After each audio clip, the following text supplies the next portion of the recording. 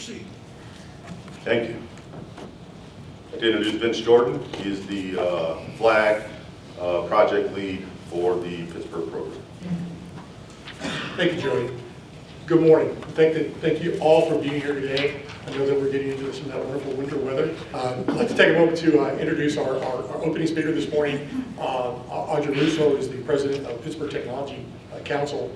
Our facilitators, and many of you are represented in the room today, play a critical role in how we go into an area like Pittsburgh and make this work, because there's lots of great people and resources already in the area.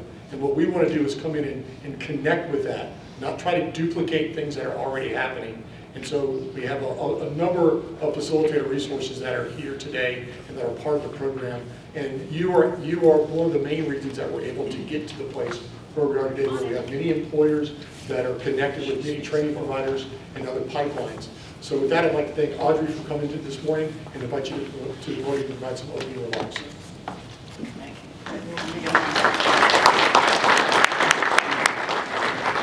Awesome. Good morning. Glad to be here. And if there's no snow outside, I don't know what you're talking about. It's almost February and we haven't had anything. So I'm glad to be here, thrilled to be here, and thrilled with this partnership. I just want to take a few minutes to sort of just set the stage in terms of like, why am I up here talking, and what is the work that we do, and how this sort of fits into the partnership that we have with TMG, which I'm pretty thrilled about. So the Pittsburgh Technology Council, so just bear with me, we are one of the largest and oldest technology trade associations in North America. I'd like to say probably in the world. And we are in our 40th year. So 40 years ago, there were a bunch of guys, so women in the room, you can appreciate this, there were a bunch of guys that said they weren't going to let Pittsburgh and the region essentially go to hell while there was this displacement and sort of elimination of lots of people who left the region. I was not living here at that time, but many of us hold that in our legacy and understand that and want to work really hard that we don't repeat that and that we build upon our assets. And our partners at that time were in manufacturing. It was considered advanced manufacturing, high tech as we called it back then. And the focus of the creation of this organization was really based on 4 principles. Our mission is to make sure Southwestern Pennsylvania is an amazing place for people in innovation to do business. And innovation includes in manufacturing and advanced manufacturing. It always did, it still does. People are still making things here, and people are making things even with new companies that are coming out of universities and individuals that are not tied to universities, but people are making things. That's our asset, that's our legacy, and that's something that will probably never go away. Still, we represent about 7 to 8% of the region in terms of companies and in terms of the opportunities, very similar to that across the United States. So the shrinking of the manufacturing sector has really just resulted in optimization. Most of you know that. And so it's not necessarily just people, but it's also autonomy, innovation, etc. But as a result, we need people. We still need people, and we still need people who can master a lot of the new skills. It's not your daddy's manufacturing from back 30, 40, 50 years ago, but it's certainly an opportunity for people to have really lucrative careers, have an impact, and make change and build things that America and the world still needs. So we are passionate about that. At the Tech Council, we focus on 4 things, but we do a lot. And this partnership is one of those examples in terms of what we do. But if you want to think about us in terms of our activity, in terms of public policy, making sure that Southwestern Pennsylvania is attracting and retaining those companies and that policy isn't impeding that. So we're focused on things at the state and local level as well as the federal level. And all those things that matter to us locally. And that includes tech, people, and actual innovation that prohibits companies from proliferating in this region. So you can count on us to have a voice there. The other thing is that we focus on talent, and that's where the intersection here is with TMG. My applaud to the Navy for having this kind of interest in paying it forward and making sure that these connections and the capabilities across all of us, because really we all have to work together across manufacturing to make sure that we have the highest amount of outcomes. So this partnership we're really excited about. So we have Alma Germain on our team. She's standing in the back carrying a camera right now, doing lots of things, but she's helping us fortify this relationship, and today is just the beginning of that. And so, you know, the issue of talent affects us all, and how we procure people and how we engage people. And COVID definitely, you know, exacerbated the change in talent. You know, what does it mean? This whole thing about people having flexibility, people having, what does it mean to work hybrid? How does that affect environments where people have to work and be on the ground and touch things? I know that it affects each and every one of you, and thinking about how you master that and share that is what I hope you get out of some of this work. But making sure that we understand what is the future, how do we articulate that to the next generation of people who should see these opportunities and seize them as well, because that is a part of America's secret sauce as well as Southwestern Pennsylvania.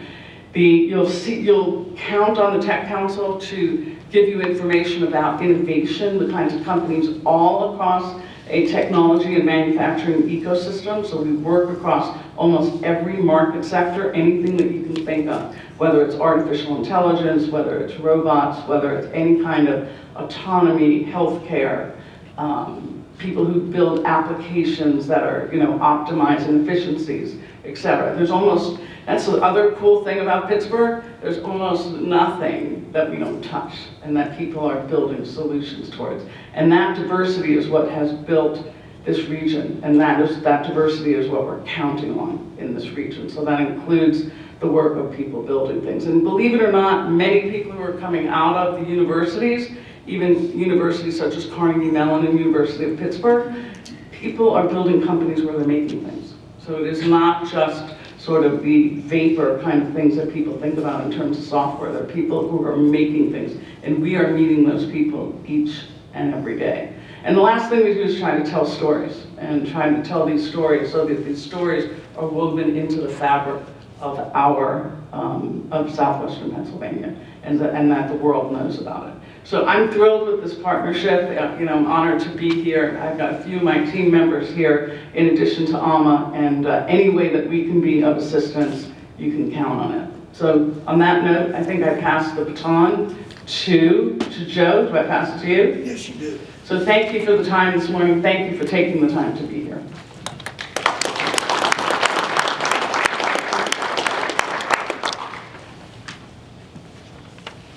Well, good morning, everybody. And again, my name is Joe Bartow, and I'm the program manager for the Talent Pipeline program, and that's across the United States. So it's always a great day when we come together with this team.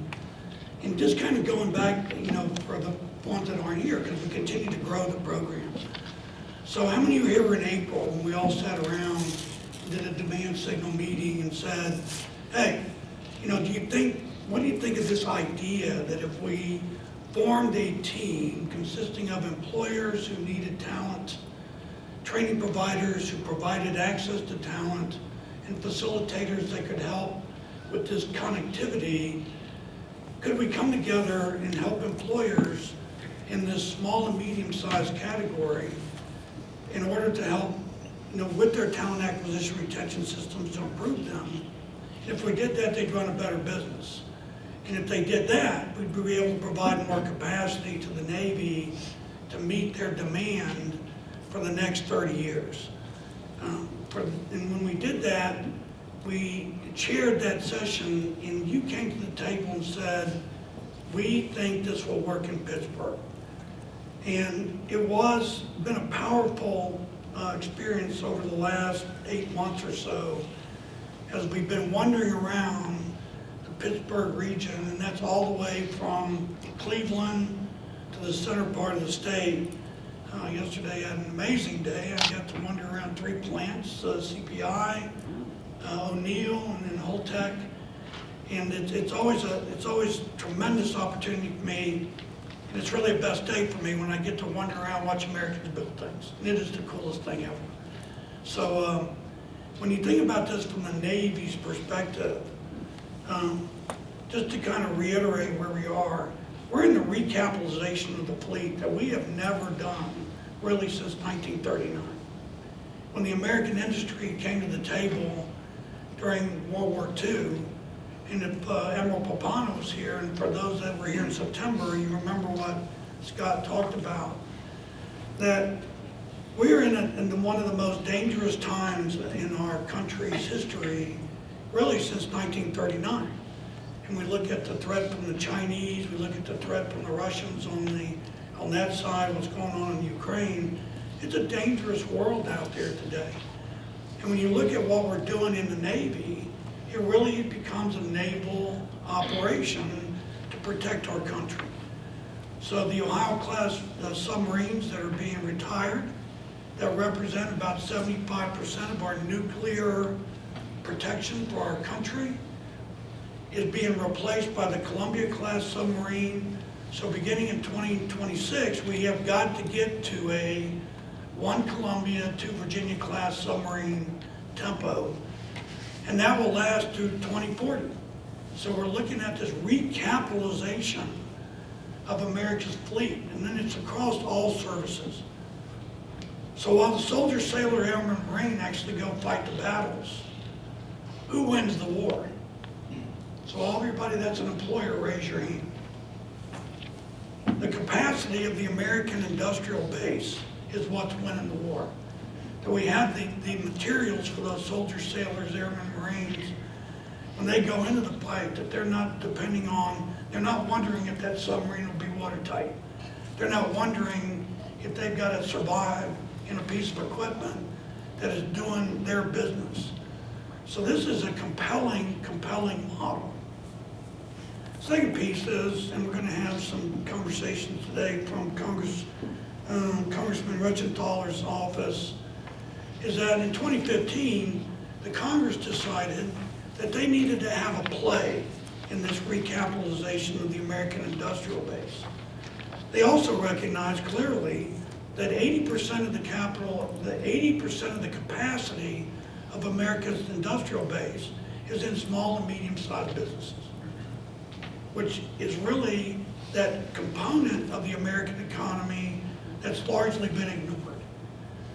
So when we looked at this thing called a Supplier Development Fund, which is monies that come from Congress and are set aside to be invested in the defense industrial base, in 2021, the Navy decided, via the Program Executive Officer for Strategic Submarines, that they were going to set aside a pretty significant part of that fund to invest in helping companies improve their talent acquisition and retention systems. That's why we're here today. We are expanding our economy, but we know today that if we don't improve the way we bring people into our organizations and we keep them, then all the rest of the investment in the physical plants doesn't make any difference. So you start to hear some feedback from the Navy now, because all these employees, all you as employers are saying, I can't hire people unless I have the work. So you're starting to see some reactions to that now. Seeing the Navy announcing a 17-ship buy. You know, where the Columbia-class submarine, they're going to give a 5-ship buy. And all that is about giving you the stability or the confidence in this backlog that's coming, that you will make these investments. Also, we're looking at how do we consider making these investments, long-term investments, and consider capital, human capital, part of the long-term investment strategy as well. So all that's about what we're doing in this program. So I wanted to give you kind of a quick update on where we're at in the program to date. So most of you know we started the program in March of 21 in Philadelphia. Why Philadelphia? Philadelphia is the #1 biggest capacity or the biggest density of defense industrial base suppliers in the small and medium category. So we're in about the second year of that program, and we're starting to see some very interesting data that's coming out of those suppliers in the Philadelphia region. So if you look at the chart here, on the 1st of December 2021, as we did here, we locked down the cohort for 21-23. So we had 36 employers that started, and 5 of those either deferred for one reason or another, or withdrew from the program because it's totally voluntary to be in the program. And we ended up with 28 that actually hired new employees in that year. They actually hired 263 people, made contingent offers that were accepted. And of the 263, 255 of them actually started. Now, that's a huge number for the people that are in this business. Those are the people that get offered and then actually start. Doing about 255, so only losing 8 people in that period is incredible. But what's it a data that supports the hypotheses that the better job you do recruiting and hiring, the higher probability they'll start and stay, right? Part of this effort. So also we've retained those. So the 255 that started, 179 are still in the books, and we just reaching about the 300 day of that. So we're almost at the year period to be able to measure that. So that 70% number also is a statement that if you look at this as a system, recruiting, hiring, onboarding, and retention, we're seeing that the data is being supportive of the hypotheses. But that's not important. What really is important is on the upper left-hand side. Of the 28 employers, 19 of them either have 100% retention or only lost one person. What that tells us is that when they joined the program, they looked at their system, they measured it, and now they're starting to see the results of that with the idea that what perfect looks like is when you hire somebody, they stay with you for life, which is what we all really want. And also the 9 that didn't reach 100%, we're now working with them individually. What happened? What are we going to do? What's the countermeasure we're going to put in place? Also, we look at the CTEs in the employer referral pipelines. They're performing at a 74%. But for the training providers, we're also discovering that 22 of the 27 training providers, that their graduates or completers either had 100% retention when they went into the workplace or only lost one. Because we know that not only is it important that people get the skill, may be more important, Huck, that they have the employability skills to be able to stay in the workplace. The point here is that the hypotheses that we're working in Philly is showing the value of the program that is being taken advantage of by employers on this really core idea that if you want help, we'll help you and send the bill to the Navy. That's what this is about. So because of the confidence that the Navy has, and none of you will understand this, that when you're starting to see some pretty good progress, the Navy next thing comes to you and says, we got to go faster, better, cheaper, and move forward. So the second year we came here in Pittsburgh, we went to the 3rd biggest density in Hampton Roads. And then the Navy announced in the beginning of January that we're going to be planting the 4th flag in the Boston region beginning next year. The model works and it's scalable. So we're continuing to do that based upon, again, the confidence in the model that we're keeping score and that is making a difference to the employers who participate in the program and to the training providers who are providing the tool. So all of you have seen this if you've been around our program. It's the best practice model. We've made some adjustments to the best practice model over the last several months. One is that many people are working with the ATDM folks down in Danville, Virginia. We made that a separate pipeline. Also, we added recovered and returns, which are the people that worked with our companies before that didn't come back. And then the recovers, we've learned a lot about that over the last couple of years. I'll just give you a couple examples. Young person starts in a company. 2 weeks later, they've already had 3 absences. All of a sudden, they stop coming to work. What's the normal reaction for that? Terminate. Abandon the job. Abandon the job. Then we had some interesting reactions and said, well, what did they say when you called them and asked them how they doing? What was generally the reaction? Why would I call them? They abandoned the job. And then you found some really amazing things when we actually called them and they said, hey, you know, I have to take public transportation to work and it costs me $10. I can't afford that. And when the company went back and said, well, why don't we give you an advance on your first payroll, or even better, we'll buy you a bus ticket.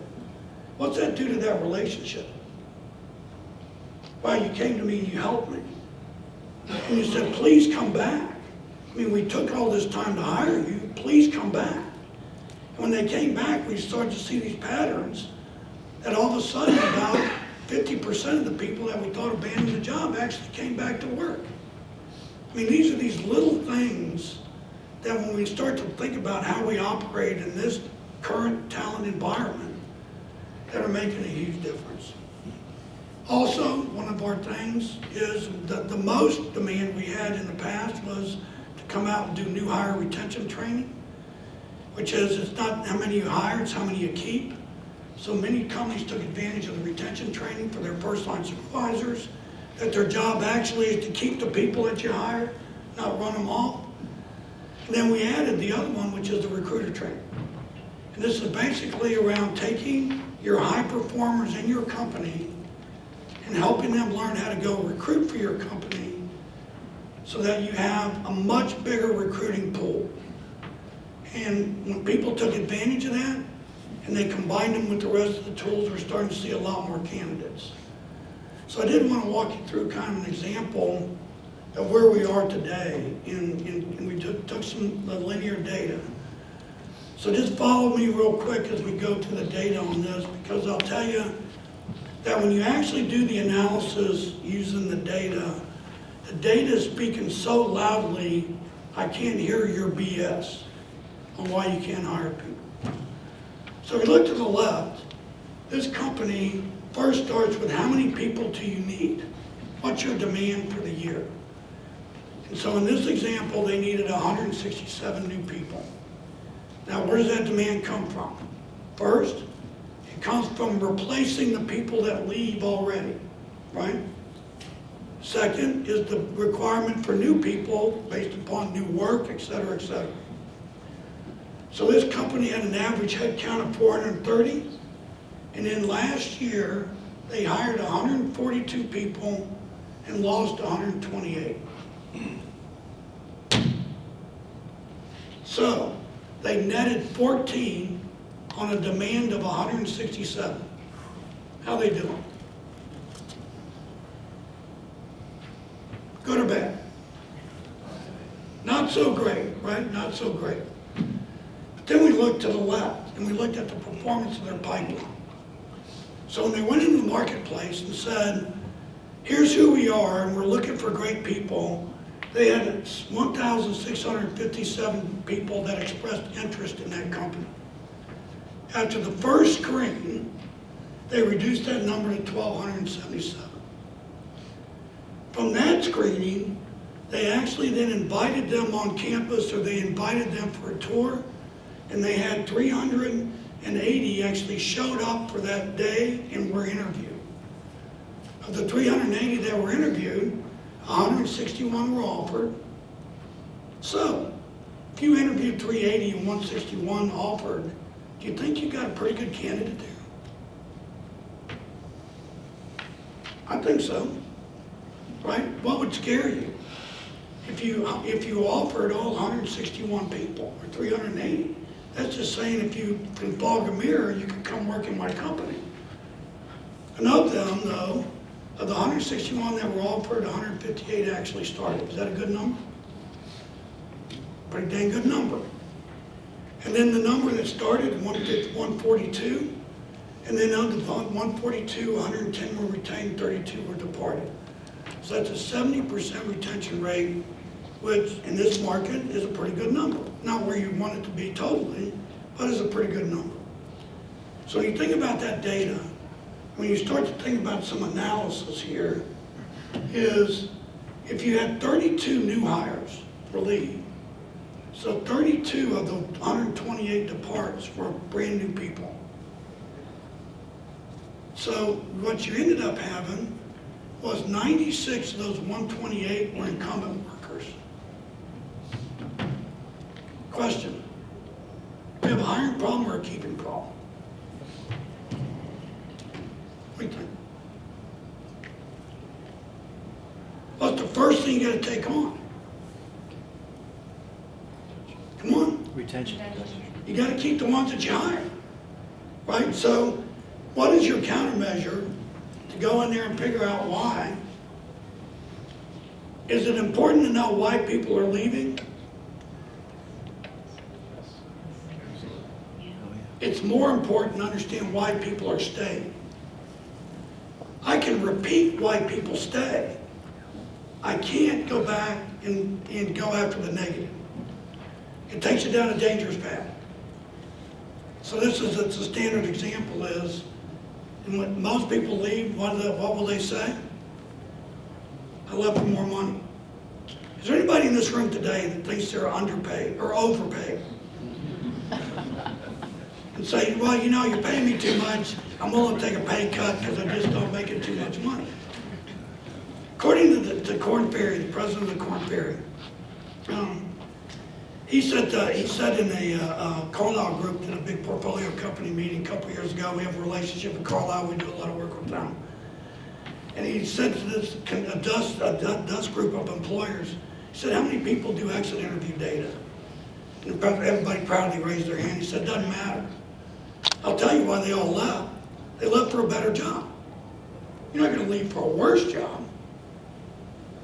He said, that doesn't make any difference. What does make a difference is what was the event that caused them to start looking. That's the data that you can affect. You can also affect why the best people are staying. So if you can do some analysis on why the best people are staying, what you'll discover is there are certain pipelines, there are certain profiles that reflect that high performer. That kind of analysis is the money ball in this process. The answer to the question, do you have a keeping problem or a hiring problem? You have a both. You've got to continue to hire well, and you've got to reduce your retention. And when you do that, your process is much more deliberate. If you have a smaller hiring demand and only needed to hire 20 people a year or so, could you get really deliberate about how you hire 20 people? Sure you could. But if you're hiring 140, there's some inefficiencies in that process. So the skill we're trying to teach you as the employers with the training providers is, if you're not capturing the data, you don't have any idea whether or not your system is performing correctly. So when we looked at those 28 employers in Philly, what we're really interested in, number one, and for all of you that are here, we call it the fifth metric scorecard. Cost, schedule, quality, safety, and people. People's the fifth metric. If you're not capturing the data, you need to start capturing the data. I don't care if you're hiring 10 or you're hiring 300. Second is at the senior level of the organization, is the performance of your system acceptable or unacceptable? Will it ever be 100%? Probably not. But is 90 the right number? Is 80 the right number? And that's going to be based upon your specific operational circumstance. Third question is, if it's not acceptable, have you done some type of data analysis to figure out what is causing the underperformance? Have you implemented a countermeasure? And then are you improving the program? Give you a quick example, Grinder Industries. Grinder Industries in the Philly region, they started the program, everything was all great. They hired the first 10 people. 2 months later, 9 of them had left. Good or bad? So they sat at the fifth metric scorecard meeting, the president of the company sat at the table and said, we're going to figure this out. And what they figured out, after they did a root cause analysis, was they never got the first line supervisors involved in the program. So in their tradition, it was a union environment during the probationary period. If they didn't like you, excuse me, if they didn't like you, what'd they tell you? Just don't come back to work, right? There was no, it's a probationary thing. And what they did was they called us up and said, what do you think? We said, well, let's do some new hire retention training. They put every leader in the room. We spent 4 hours with them. Ever since, they've hired another 40 people and only one is left. Is that an example of a system that's in control? That's what we're seeking here, is the system will never be perfect, but is the system being managed at the same level of rigor as the other parts of your business? So this is one of my favorite pictures. This is my closer here. As most of you know, I'm a retired Army guy and spent some time deployed. And this is that first line supervisor in the Army. And this guy's been downrange on that given day and doing what he does every day. And in combat, the enemy's authorized to shoot back and often does. And this day, he was out there doing his thing, and all of a sudden he got in trouble. And so he's in trouble. He's behind this thing, and he's on the radio. Who's he calling? Who's he calling? What do you think? His first line. His boss. He's saying, hey boss, I'm in trouble. I need help. And what's his boss telling him? I'm coming to you. Right? There's no discussion about this. This is a bond between the leader and the led. When the led raises their hand and says, I need help, it's not, you're too stupid to solve this problem, figure it out on your own. The boss is saying, I'm coming to help you. I show you this picture because that's my mission in life. If you're here and you need help, and you call and you say you need help, I'll come help you. And that's what we're getting paid for in this program, is to help you solve your problem, not be directed to you and tell you the things that we're doing. And they're trying to make you do things you don't want to do. So we're going to go through here later today. It's going to be powerful. We just did this in Philly on Tuesday.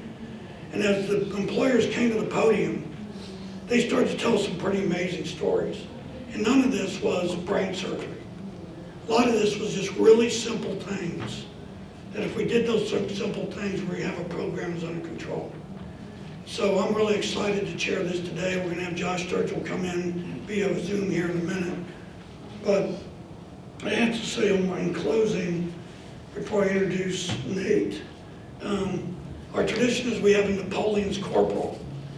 So about those of you who weren't here before, Napoleon's Corporal, if you remember Napoleon, he always had a technique of every time he gave orders out or did a campaign plan, he always had a corporal that was standing behind him.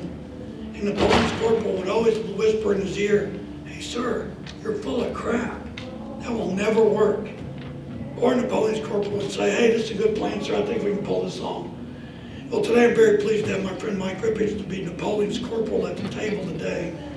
So his mission is, at the end of this, either they'll say that I think we're on the right path, or I think we're on the road to Abilene. So Mike, we're designating you as Napoleon's corporal here for our program review today.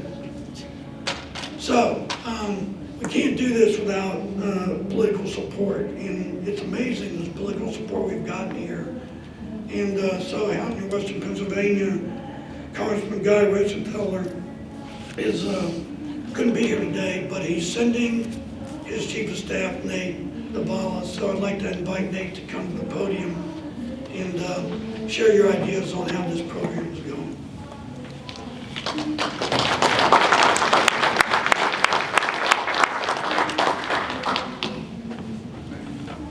Hi, good morning, everyone. My name is Nate Davala. I'm Congressman Guy Reschenthaler's Chief of Staff. The Congressman is in Washington today at session. He wishes he could join us, but I'm glad to pinch hit for him. I'm glad to see a lot of our career and technology centers here today. I'm a graduate myself of the welding and precision machining program. And if this program would have existed 20 years ago, and I would have known that I could have worked on warships, I probably would have stayed in the field and maybe lived a little more stress-free life in the world of politics. But Congressman Reschenthaler, he is a Navy veteran. He served in Operation Iraqi Freedom. After serving as a Navy JAG officer, Congressman Reschenthaler was elected as a district magistrate in Pennsylvania, and he was then elected as a state senator. In 2018, Congressman Reschenthaler was elected to as congressman and sworn in 2019.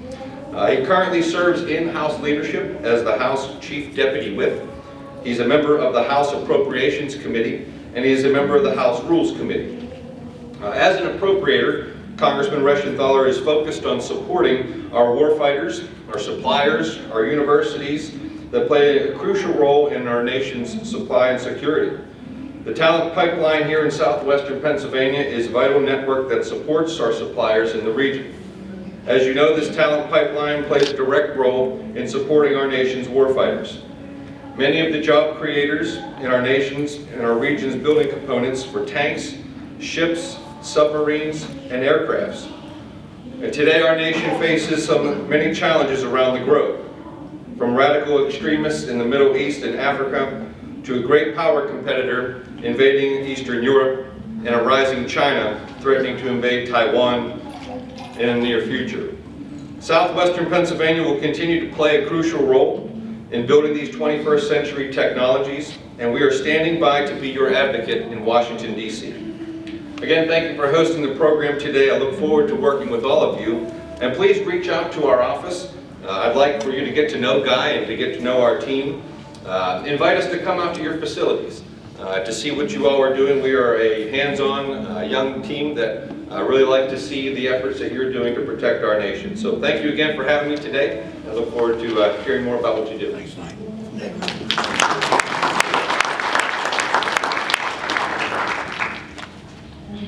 So for those that don't know, every region we select a best practice model. This best practice model is a company that has agreed to partner with us to do a complete modernization of their talent acquisition and retention systems.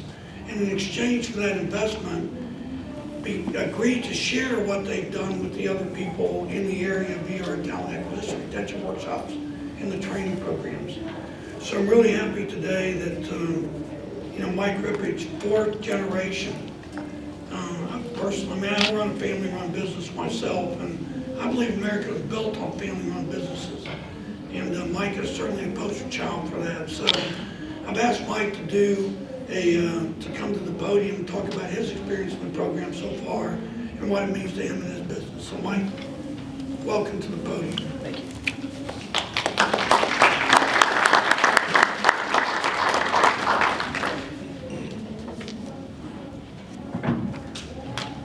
Well, I think about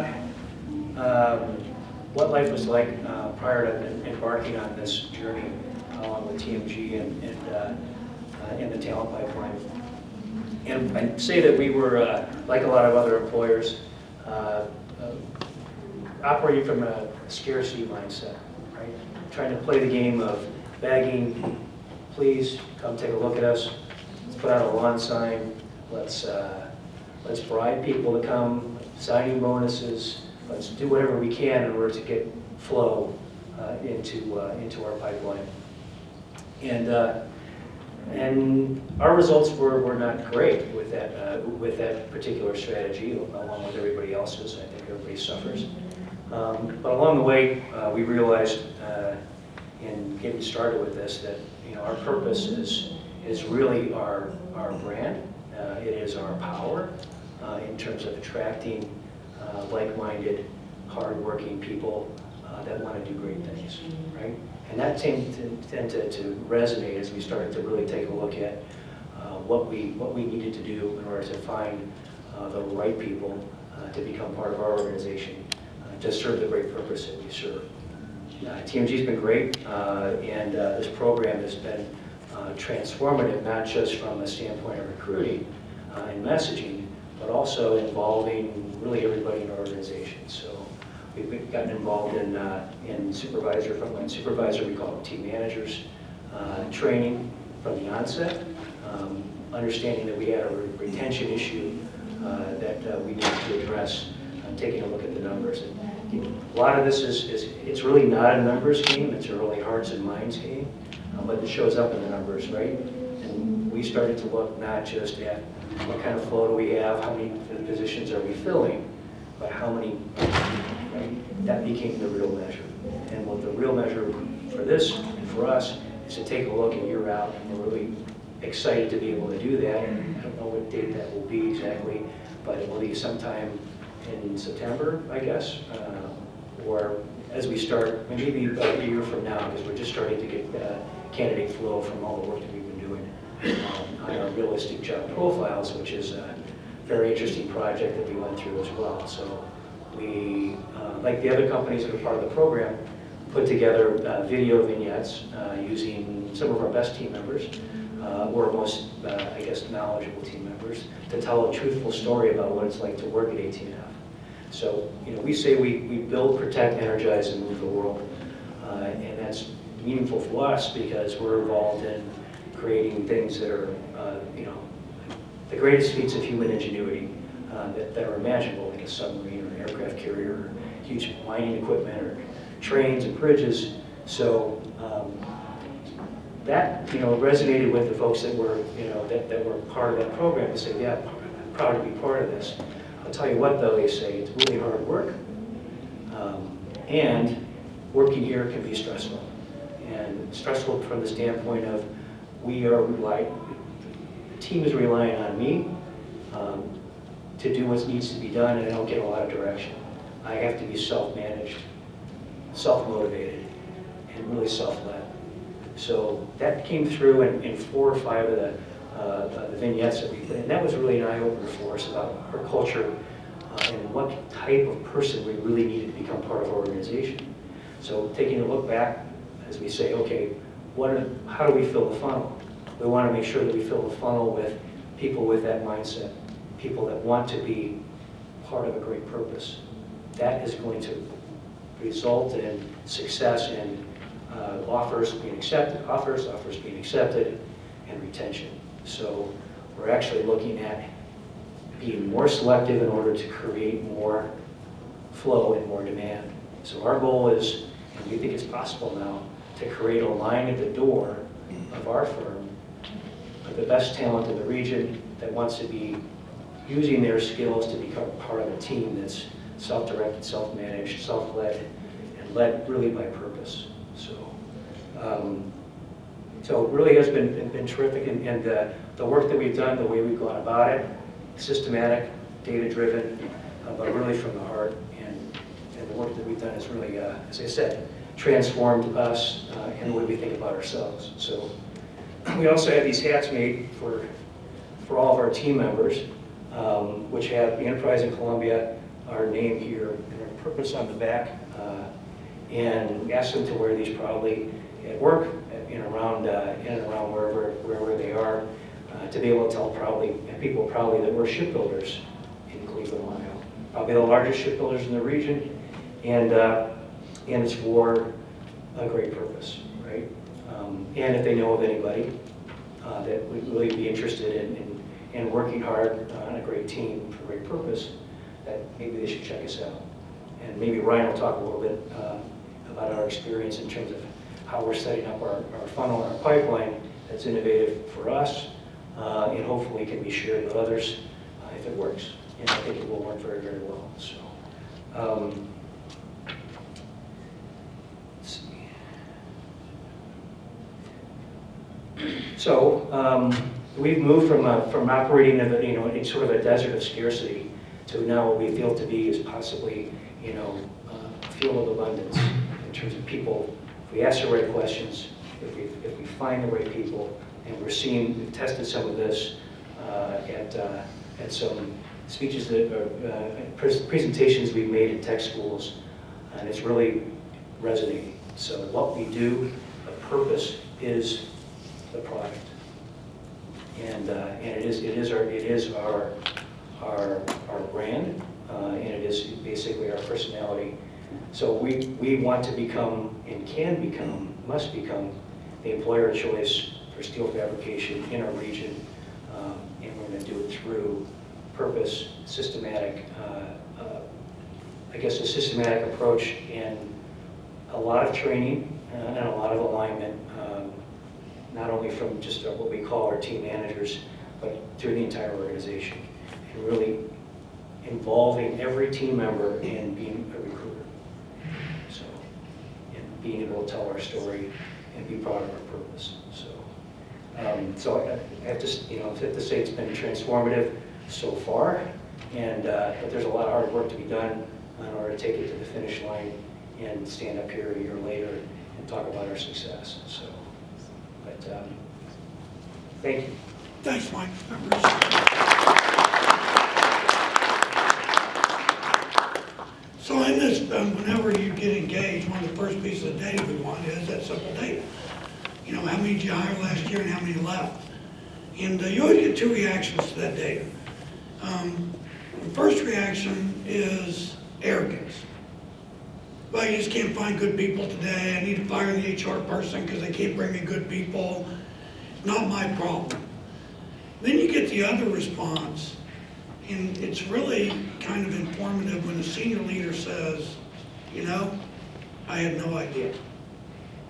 So why it works, and why Mike and his company and a lot of the other companies is this is not an HR problem. This is a leadership problem in the company.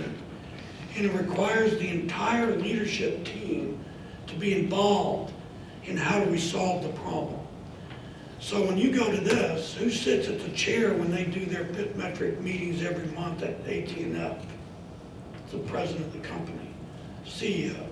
It's not, this problem, for many of you who've heard me talk about this, if all of a sudden 50% of your product you were delivering to your customer was being returned to you because it was not compliant, who would be involved in that conversation? Everybody. We're going to fix this. We got to fix it right now. When you have 50% retention of your new hires, who's involved in that conversation? Fire the HR person because they're not bringing us enough people.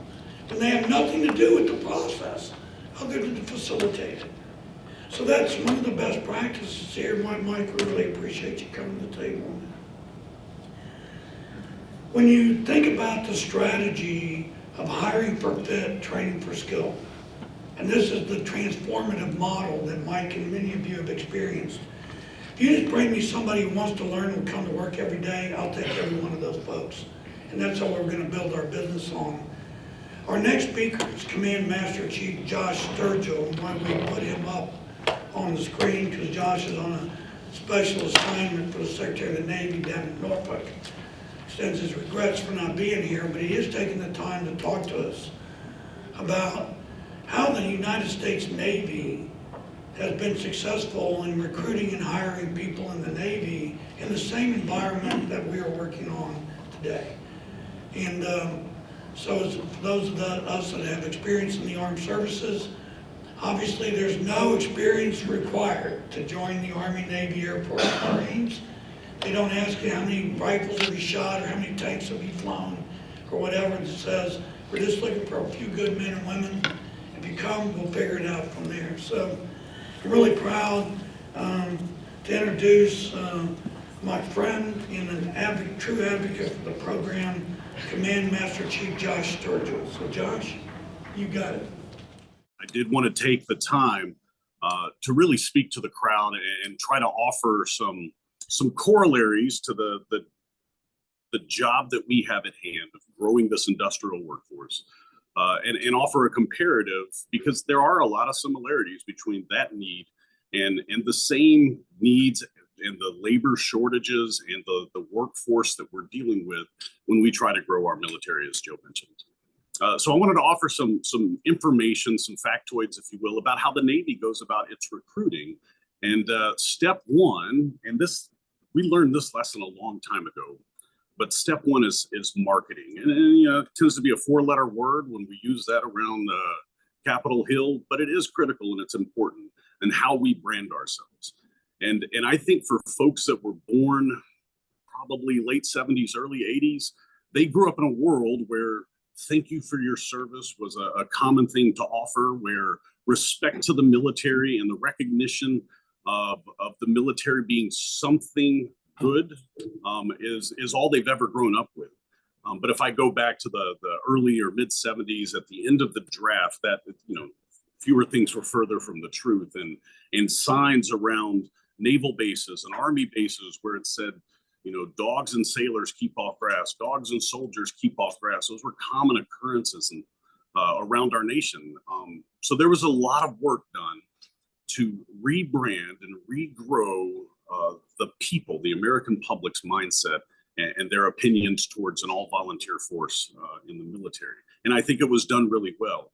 And it's not easy to do, and it by far is, or by no means is it cheap to do, but it was critical to really change the general public's opinion on what it means to be a representative of the United States military. And I know I get to live in that world of change, so that when I'm walking around in uniform, whether it's near a large Navy population like here in Norfolk, whether it's in a small Navy community, say in Kittery, Maine, or even in Washington, D.C., when I'm walking around in uniform, I can get an immediate sense for the general public's appreciation for what this uniform represents. That branding becomes very critical. So marketing is important. And it's marketing the submarine industrial base. And while I heard talks of aircraft carriers earlier, I'm going to ignore that because it sounded like Charlie Brown. Somebody talks about Charlie Brown's teacher, to be clear. But we have to rebrand what it means to be part of this organization, part of this industry. A lot of people still have that false sense that that's a dirty job. That is, you go to work and you come home looking like you just crawled out of a West Virginia coal mine. And while there are aspects of our work that can be that, most of them are not that. Most people think it's unskilled work, and nothing is further from the truth when, to Ryan's point, we're building some of the most technologically advanced things that humans have ever created. And I think there's a point of pride and a point of service in that messaging that's demanded that we have to get after. And as we heard, if you can match that value, that what you bring to protect this nation and get that into the employee's mindset, then we're on to some greater goodness. Because when I look at military recruiting, I am competing with the Air Force, which I have to point out through legal means, but the Air Force is not really all that competitive. But the Air Force, that was a stab at the Air Force veterans that I know work for Joe. I'm competing with the Army, I'm competing with the Marine Corps, and I'm competing with the Coast Guard from the same pool of people throughout the United States. And so there is that competition in recognition that inside the submarine industrial base, all of the employers are going after the same pool of people. So there's also a need to widen that pool of available candidates and not get so narrow-minded on going after a specific pool of people that you think is what you need. So understanding the actual needs. And that may mean being flexible as to who you think is going to work within your company. So once you understand the value of the company and what you truly represent and bring forward to the mission, then you match your candidates to that value by looking for just raw numbers and trying your best to pump through and then filter out what doesn't work after you go through a hiring process, because that's consistent and ripe for failure after failure after failure. And we see it in retention numbers where companies are practicing that old way of doing things that doesn't work in this new labor market. So in Navy recruiting, and I'll focus on Navy because the other branches don't really matter to me. I have right now I have 346,000 sailors, and that max number is capped or set rather by Congress. They tell me each year what my allowable end strength is, and I'm talking active duty only, what my allowable end strength is. And over the past 5 years, that number has consistently gone up a few thousand, almost said bodies, but a few thousand sailors each and every year. And it's going higher and higher and higher, recognizing the existential threats that are on either side of me, similar to 1938. But I have an existential threat in Asia called China, and I have an existential threat in at least the other part of Asia and in Europe called Russia. And so recognizing that and the demand that we have on ourselves to be prepared to combat that potential or that threat, we have to grow the force. We have to grow the force both in numbers and obviously, as everyone can support here, We have to grow the size of the force and our warships within. Priority number one being the Columbia. Priority number two being fast attack submarines, and a close third, admittedly, are aircraft carriers. So I have to maintain that number to what Congress tells me that I need, that Congress approves. So in order to go out and do that, I have to really put forward my best personnel. So when it comes to who I'm sending out to recruit or who I want uninformed public to gain interest in my organization, they're going to go to somebody that they recognize as part of that organization. I want the best. And so when it comes to our Navy recruiting, we are very outrageously selective in who we allow to be Navy recruiters. And they really are. Each and every one of them, to an individual, is a poster child for our value and our core values and what we represent. And so I think that's a critical takeaway, that are the people that you have advertising for you the best representatives of what it is you need or what it is you want to represent. And to a larger degree, every member of your organization is a recruiter, but for the ones that are out doing the actual hiring practices, that are advertising on behalf of your organization, they have to represent you without flaw in every aspect that you desire, so that you draw the right crowd. They want to be drawn to something that they value, and your recruiter should represent that value stream. So we do that. And we have a little less than 5,000 recruiters, and they recruit nationwide and they recruit abroad. Anywhere we have a U.S. military installation overseas, we have recruiters there as well. And it's hard. It's a very daunting job. A little less than 5,000 people are covering 26,000 high schools throughout our nation, and almost 5,000 colleges and universities, to get touch points to the demographic that we seek, which for the majority of those coming into the military as either commissioning into our officer programs or enlisting, are in that 18 to 24-year-old realm. And so that's where we're seeking. However, as the labor market that we're all faced with, I'm not saying dries up, but when we look to grow our forces and our standard pools of people that we're going to pull from, we have to go beyond that. And so Semper Gumby is a battle cry within the military. And so flexibility, it's necessary to really analyze your needs to understand, am I recruiting to match the needs that I have? And so if the answer is no, why don't you look beyond the demographic that you think you need? So we've done that. We've done that in the military, and we've recently extended out the maximum age to join. And very specifically, you can be 41 and join the military now. If anybody can recall being 41 or is not yet at 41, and imagine the grueling punishments that you might endure in the military through the physical needs and things of that nature, we are not looking to inculcate them into the military and start them anew like we do an 18-year-old. We're bringing them in based on the skill sets they already have in the civilian workforce, and we're going to find employment for them to fill some critical jobs so that we can push the younger force out to better prepare those warships. And then that flexibility becomes critical to make sure that you're not losing out on talent that is out there that you're not seeing because you think that you only look at the certain demographic, like the 18 to 24 in our cases. But I have to maintain my numbers, and then I have to grow my numbers. So the goals that we set for ourselves every year are pretty extreme. So for every 100 people that I bring into the military, for a 4 to 6 year contract, I need 66 of them to remain at the end of that contract and sign up for a new contract. So a 66% retention goal is what's set anytime I assess or I enlist or commission a new individual into the Navy. And that's a pretty extreme goal in a pretty demanding job.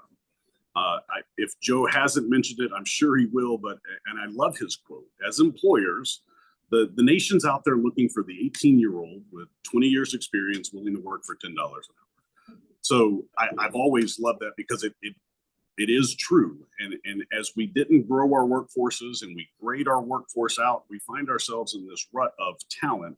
And oh my goodness, I got to find the experience. And the experience, quite frankly, isn't out there for fair share across industries. So we have to grow and create that experience. So in the military, we are looking for the 18-year-old willing to work for $10 an hour, but we'll train them. So, and I heard Ryan mention the same thing, and I heard Joe talk about it, but Let's bring them in, match them to our needs as far as their mindset goes and what their values are. And then we'll train them up. And we do that in the military, and I think we do it really well. And part of that marketing, part of that advertising is that. And people recognize the military for the growing of technical skills, for the growing of soft skills and the leadership abilities and the working well under pressure and ingenuity and problem solving. All of that are the soft skills that the military grows within its people and arguably easily can be applied to industry for those same set of soft skills. And again, getting back to marketing, I think when we get the marketing strategies down, it does wonders for causing people to recognize the career opportunities, the solid, good career opportunities that exist within the submarine industrial base. So on top of our recruiting, bringing all those people in, keeping them in after the first enlistment or the first commissioning contract, once they do that second contract and they're now in that 12 to 14 year period in the 10 to 12 year period in the military service, I need about 75% of those to remain on. So when they get to that 16 year mark, I need about 100% of them to stay on. Those are the goals that we are setting for ourselves, demanded by Congress. And to Joe's point, it's, I don't get called to Capitol Hill to testify about why I wasn't able to do that recruiting aspect when I'm a recruiter. It is the Chief of Naval Operations. It is the Secretary of Navy. And behind them is the Chairman of Joint Chiefs of Staff and the Secretary of Defense to explain if we've fallen short or what issues we have and what help we need. Because it is that critical of a goal that we maintain or meet and maintain our numbers inside the military force. And I think on those same parties on Capitol Hill, it's recognized the importance and the criticality of growing our submarine industrial base into a broader strength. Our defense industrial base is recognized from the significance and the importance. So another aspect, or at least another point that I always like to make, is that I can't find my 18-year-old with 20 years of experience, and I don't think my needs are going to be met with that younger demographic, with that 20 or 18 to 24-year-old demographic. The thing I offer is that the majority of the military is in that demographic. So if you feel that your business can't be run by those people, know that your way of life is protected by those people. And the quality of individual that we're bringing in, we don't grow the quality, we find the quality. And it's out there. The Navy in last year, 2022, was by far our hardest recruiting year to meet the demands that we had out there. Hardest recruiting year since we ended the draft. And 2023 will probably be just as challenging. But the demand that we put on ourselves last year was to bring in 46,000 new people. And we did, we found them. We found the right quality individuals that are aligned to our core values to bring in to serve in our Navy. The Army missed their mark by a little bit, but their numbers are significantly higher than ours. And again, we're all pulling from the same people. The Marines, the Air Force, and the Coast Guard all met their marks. So the advertisement there is the talent is out there. You just have to get to that talent and cause them to recognize that you are where they belong. And the last piece I'll offer, because I think it resonates really well, because one, it's true, and two, it's true. And that's the talent that we're looking for in that younger demographic today. The resiliency that they have shown, if we just take into account what they've grown up under. And if I go back to, 18 to 24 years ago, we're talking the late 90s into, 2001, 9/11.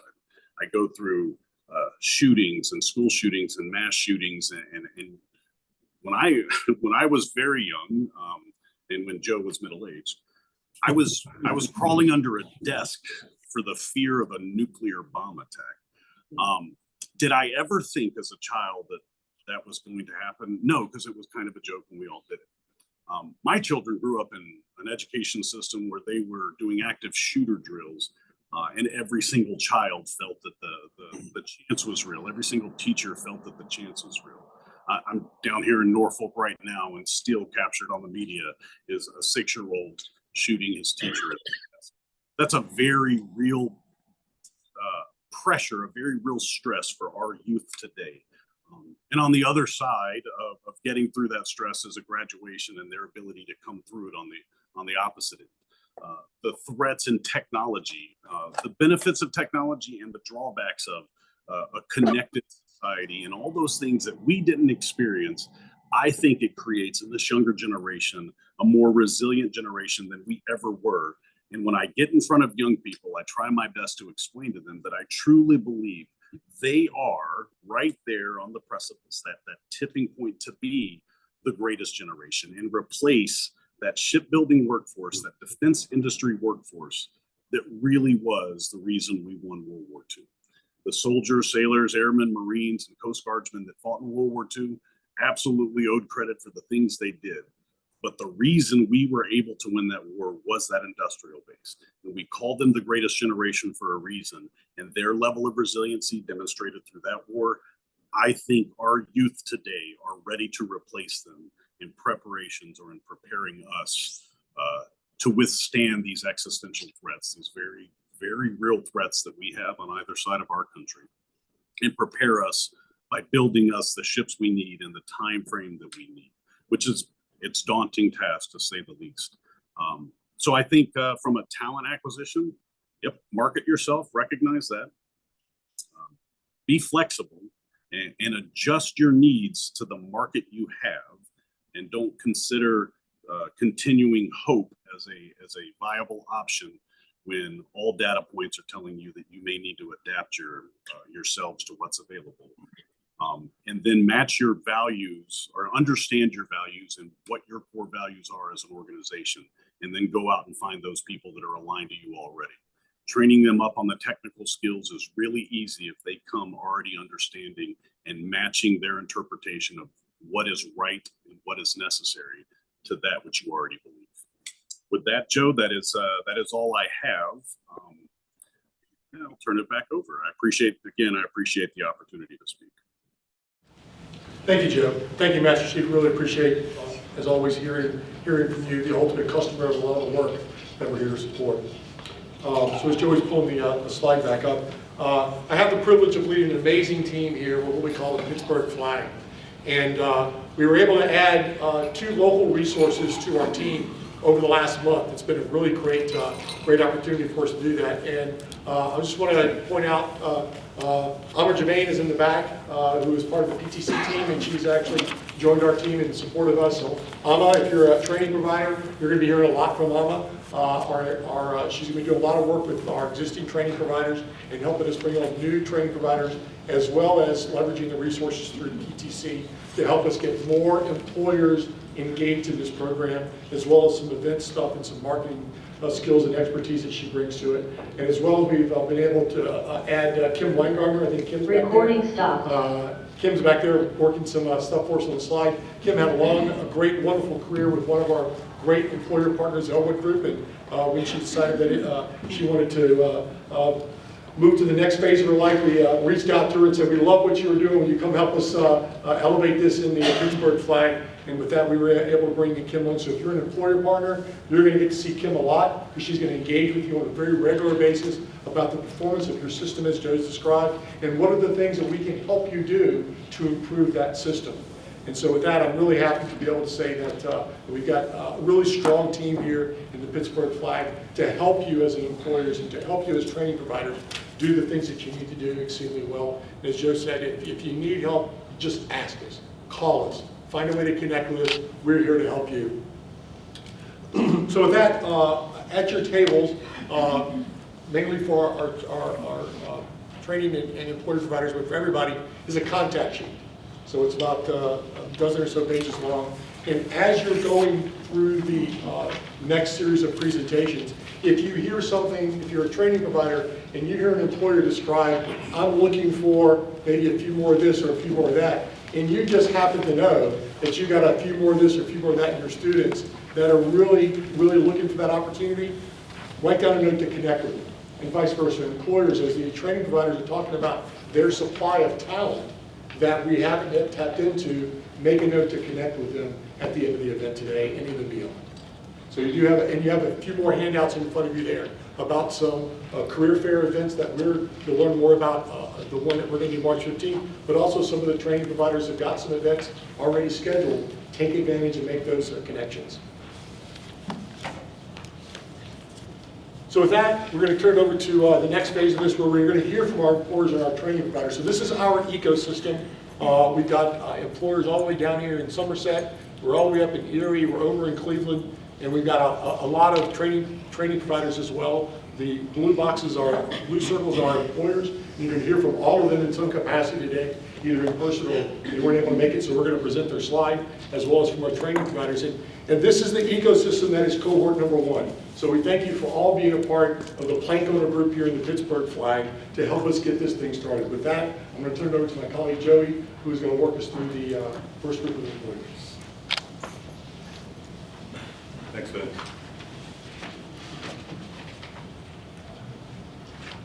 All right, so we're gonna, as we go through this, similar to those who were in September, we'll have you guys line up as we go, and then come up, get your couple of minutes to speak. For the facilitators and everyone else in the room, the employers are going to talk about their demand, who they're matched with, and then also some of the things that they've done over the past 4 or 6 months or so to recruit and hire, and then also any of the tools or lessons learned that they've taken from the program and implemented into their systems to help them meet their needs and meet the needs of the Navy and what Josh talked about. So with that, I'll start with Jack Johnston. He's representing Holtec, both his Pittsburgh plant and his Ohio plant.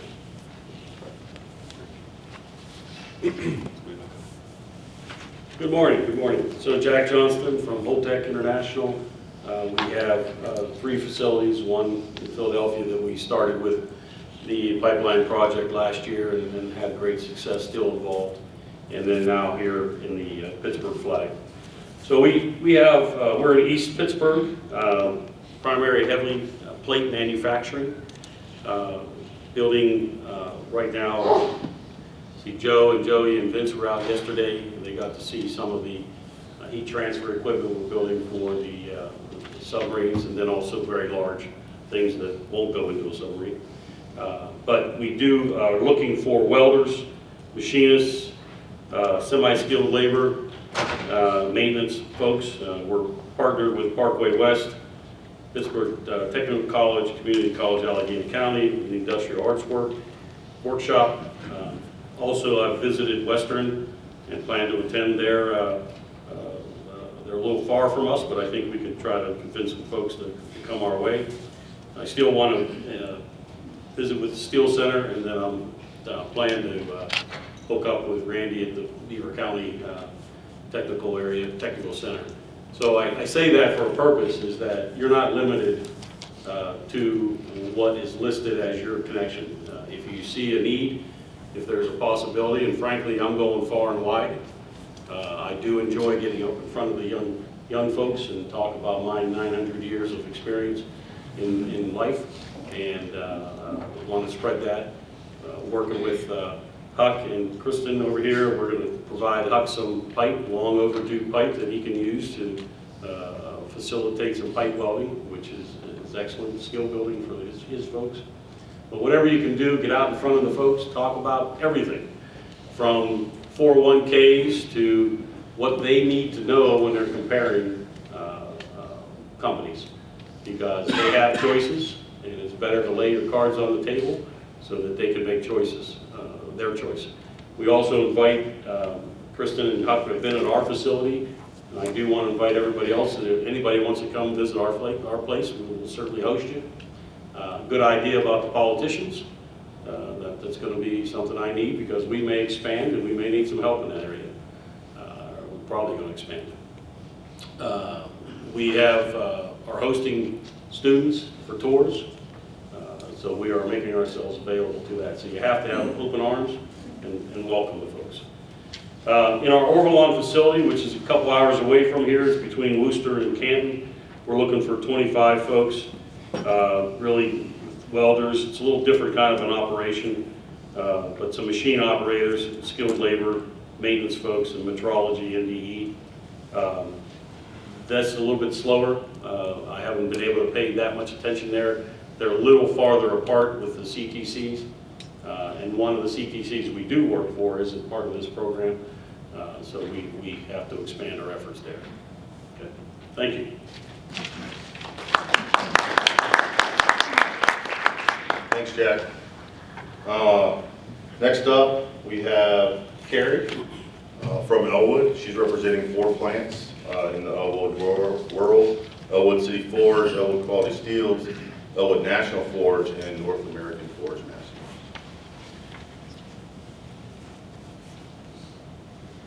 Good morning, everyone. Again, Carrie Rust with Elwood Group. So we are a vertically integrated, heavy engineered steel products manufacturer. So if you think about our products, you know, Elwood Quality Steels will produce the steel. We have 2 forge shops represented. They will take the steel, forge it into shape, and Elwood National Forge takes the product, and actually the end result and how we are supporting the Navy is making intricate machined ship shafts. So if you think of the propulsion shafts, those really large shafts that are needed to propel our submarines, those are originating from our plants. A couple things, and so we are located, the facilities that we'll be discussing are in Lawrence County, Newcastle area specifically, as well as Warren County, urban Pennsylvania. A couple things that we have implemented recently since maybe the last time that we were here, and really I didn't do it, my team did, so I'm just here as a report out. One thing is we've recognized the need for more media attention, so we have put some projects in place with our communication specialist, sort of a what do you do all day, and so really targeting that younger workforce to be able to identify in very simple, short video, you know, and using them to attract, to show that, you know, what do you do all day? Because let's face it, the career pathways in our high schools don't talk about forging and machining on a consistent basis. So that would be one thing. Secondly, and we learned this at our value stream mapping, is we have created, it's a business card model. And really we've given them to every employee at our Elwood National Forge facility. And on the back of it is just a QR code that very simply, if they're out and talking to their buddies, wherever that may be, and if they start talking about work and they say, oh, well, you know, we're looking for people, there's a very quick way for them to give them that business card, QR code, and somebody will be able to go right to our website to apply. So 2 things that we've implemented and learned in the program.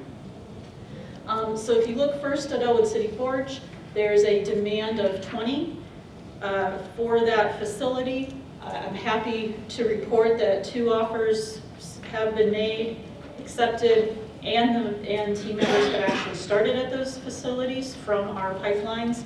We have been into all of those pipelines, as well as have actually scheduled 2 of them to come on site. So we've done a lot of work getting out into the facility. If we go to our next location, Elwood National Forge, this is up in Warren County. Warren County also need about 28. They also have had 2 offers made, 2 accepted from our pipeline. They have done a yeoman's effort on getting out there with attending 14 different visits, bringing some of those partners on site as well. And one of the things we really wanted to highlight here is the ATDM, and I see that there is a flyer on all of our pamphlets regarding a career fair for ATDM, but we actually sent 2 people down to Virginia for a machining classwork. So that was a 4-month program, 600 hours that they raised their hands, volunteered, and actually applied for. And so we are using ATDM not only as a recruiting source for potential candidates, but also as a training source, which we believe also helps us to spread the brand recognition for us. So something that, although not required and requested, we put out there because we're hoping that it's going to yield some good results. We go to the next location, Elwood Quality Steels. Our steel mill has a demand of 10. 6 offers made. They've been doing a great job hiring, getting into the schools, into all of our training partners. And some of these, just like Jack said, we're not necessarily limited to Pennsylvania. We're going, since we're right on the border, we're crossing over into Ohio, using other partners to, maybe somebody will come over. Again, some great efforts there. And last is North American Forge Masters. This is a joint venture partnership that we have. They need 7. A little bit slower there, but they haven't had as big of a hiring demand in this end of the year. That will come later in the year, but they're certainly out there. They're meeting with the schools. We are an active member of Lawrence County School to Work, which is a nonprofit organization that really helps us to also get our foot into the high schools. So if other organizations are there, that will be another resource we have found. That's a huge value add for you using our county resources. Thank you. Thank you, Karen.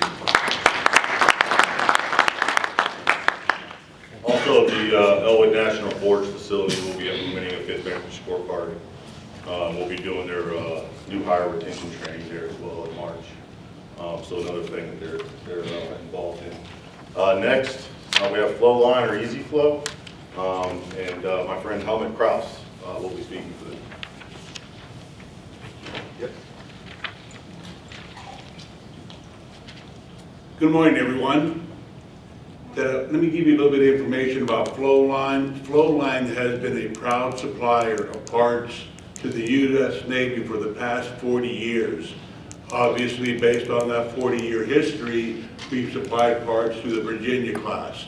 We are greatly looking forward to being able to sustain the parts for the next class of submarines, which will be, of course, the Columbia. We are situated in Newcastle, PA, and we currently have about 85 people that work for us. What's wonderful is that with everyone that experienced the downturn in business during the pandemic, I am very happy to report that we are slowly but surely getting the business back, and our projection for this year is to have a 10% increase in sales. So again, that's wonderful. I also want to take this opportunity to thank each one of the training providers for their hospitality and time during my recent visits. I'd like to personally thank Mahoney County Center, Mary and Jim. They were just excellent hosts, as was Tony at the Mercer County, and so was Diana at Lawrence County, and again, my visit to the Beaver County with Randy. So again, it was just a wonderful opportunity, not only to meet with those individuals, but also to have an opportunity to see some of the classes and also engage in conversation with the students. I think it's a wonderful opportunity also when you have these informal discussions that they kind of see the culture, not only what they will be doing, but also the culture that they're going to be exposed to through the representatives that they are engaged with. And so with that, we made a great partnership, and I look forward to working with them in the future. The other thing also is that, with my partner Carrie here, and we are currently both in the Lawrence County market, we are going after the same labor pool. However, with reaching out to Mahoney County, to Beaver County, and also into Mercer County, now the pool has expanded from a 5-mile radius into a 35 to 40-mile radius. When I was engaging in conversation with those representatives, it only took me between a half hour to 40 minutes to 45 minutes to get to that particular location. So a daily commute for those individuals that are looking to join us as welders, maintenance individuals, and any other position that we have open is certainly not that big of a commute. The other thing is that I would like to bring up is that, again, we have to consider sources that are outside, what we typically look for. And I'm proud to say that, through our community outreach, we have taken in 2 people that were homeless, and because of our structure, we can bring them in as general laborers and be able to get them through the process, and eventually at some point, whether it be a half a year or a year down the road, they could be elevated to more skilled positions. But at least it gets them into the workforce. They're able to learn and engage in other various things that they can perhaps elevate to. And again, we are very proud of that, and I'm very proud to say that to this day they are still with us. They're retaining, and it gives them a great sense of pride. And it also, it's amazing that their self-esteem, how it has grown, knowing that they have been able to get out of a personal situation and bring them somewhere where they feel they're a valued member of not only the organization, but in society in general. So again, that was another avenue that you may want to engage in. Again, community outreach programs, whether it's the City Rescue Mission, whether it's the Salvation Army, there is plenty of opportunities to recruit from those sources. As you can see from my chart up there, we've been pretty successful in recruiting maintenance individuals and also our welders. We are currently looking for engine manual lathe operators for the first shift. We are also looking for auto lathe operators on the third shift, and we are also looking for an inspector on the second shift. So again, I thank you for your time, and again, I thank all the schools that are represented here that I'm looking forward again to engaging and giving your students an opportunity to find gainful employment, maybe not at Flowline, but at least some of the other employees here. Our goal here is to get everyone that is graduating from these programs gainful employment. So thank you very much. Next, we have Mike Wasson from Hunt Val. One point I want to make here, and it goes back to Josh's point about marketing. When you drive by the facility at Hunt Val, they have a huge sign out front that says, "We build Navy ships." Right? They market that. You go in their facility, they have pictures all over the place. So when people go and apply to Hunt Val, they're not just applying to Hunt Val, they're applying to do something that makes a difference. So introduce Mike, and he'll talk about Hunt Val.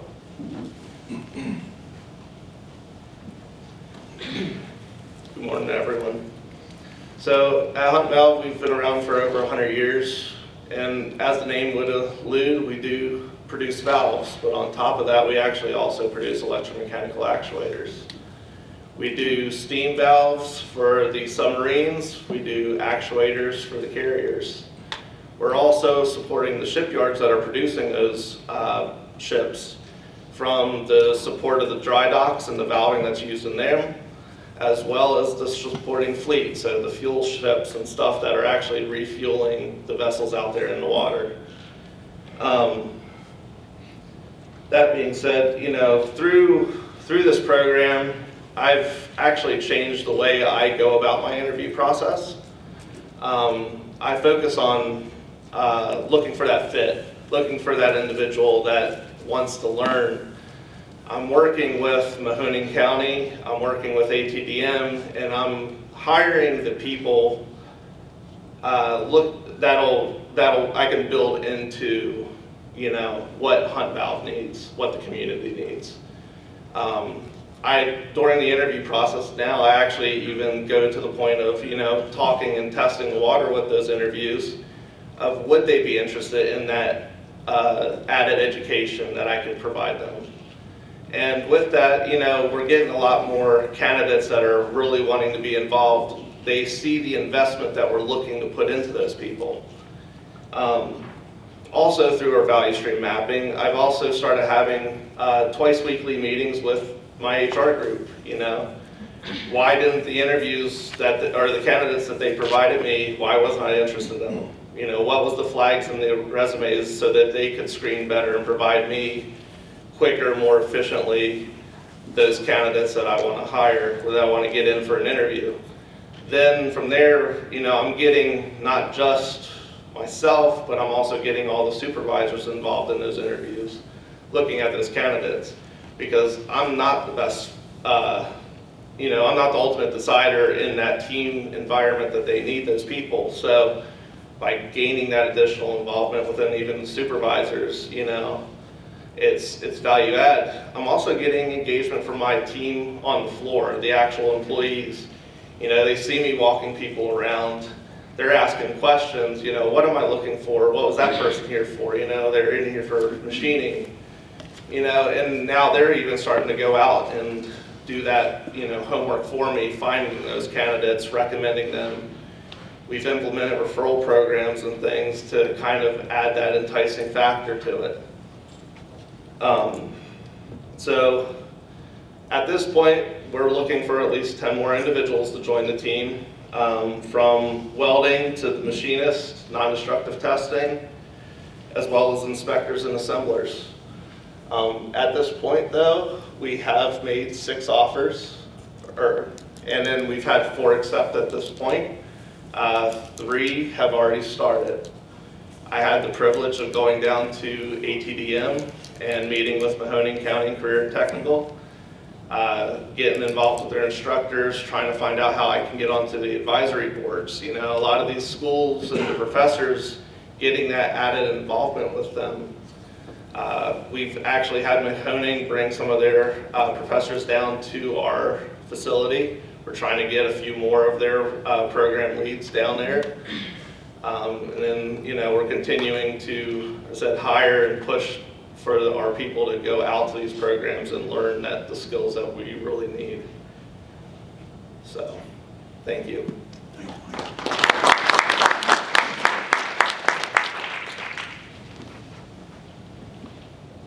Next up, we have Christy Chambers from Gardner Denver Nash.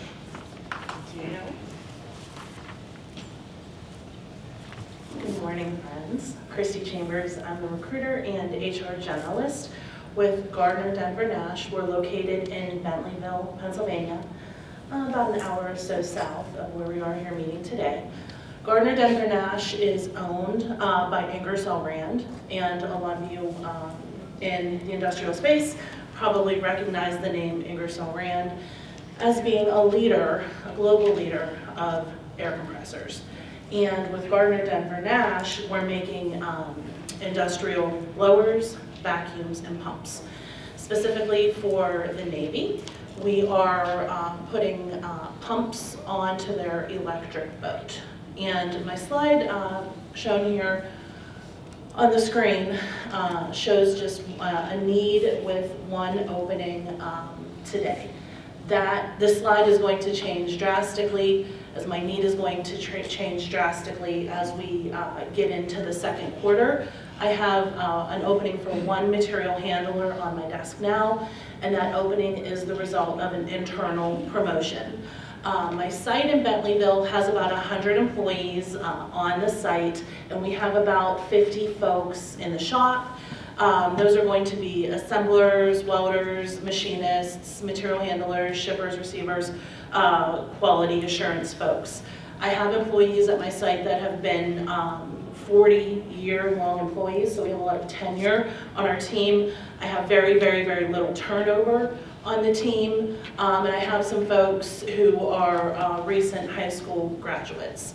So as we look to the column in the middle, with my current pipeline, Pittsburgh Technical College, Community College of Allegheny County are on my radar to connect and visit with. But as we look a little further down, Connellsville area, CTC, is a partner. I appreciate Tina having taken the time to reach out and connect to bring 20 of her students on site in Bentleyville for a visit in February. Our team is very, very excited to meet these 20 ambitious individuals, and we'll be providing site tours in February for those folks, as well as lunch, and I have some swag to give them.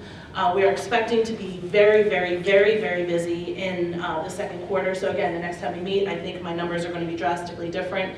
I will have probably 5 to 10 mechanical assemblers that I'll need to be hiring, and those folks are going to be working in a capacity like a mechanic does. When I think of assembler, I think of someone who, that old Laverne and Shirley adage, you know, grabbing the chocolate and that kind of thing. It's not what we're doing at my plant. Our blowers, vacuums, and pumps are very, very big, sometimes the size of a Volkswagen Beetle car, and our assemblers are responsible for putting these big parts onto these assemblies for our customers, the Navy being one of them.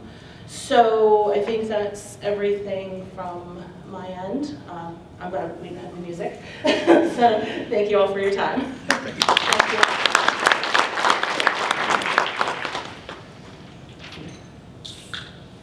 Next up is Casto. They were unable to attend today. Their demand is 4 service technicians. Casto makes your the toolboxes that go up and have the elevators on them. So they're hiring service technicians to go out and install those things out in shipyards and other places and keep them coming and keep them working. They're partnering with Forbes Road, Northwest Moreland, the German American Chamber of Commerce. They've made 2 offers so far, and they've had 2 accepted, and they've had 2 start, and they came from a mechatronics program. Next, we have John Bradley from GE Power Conversion.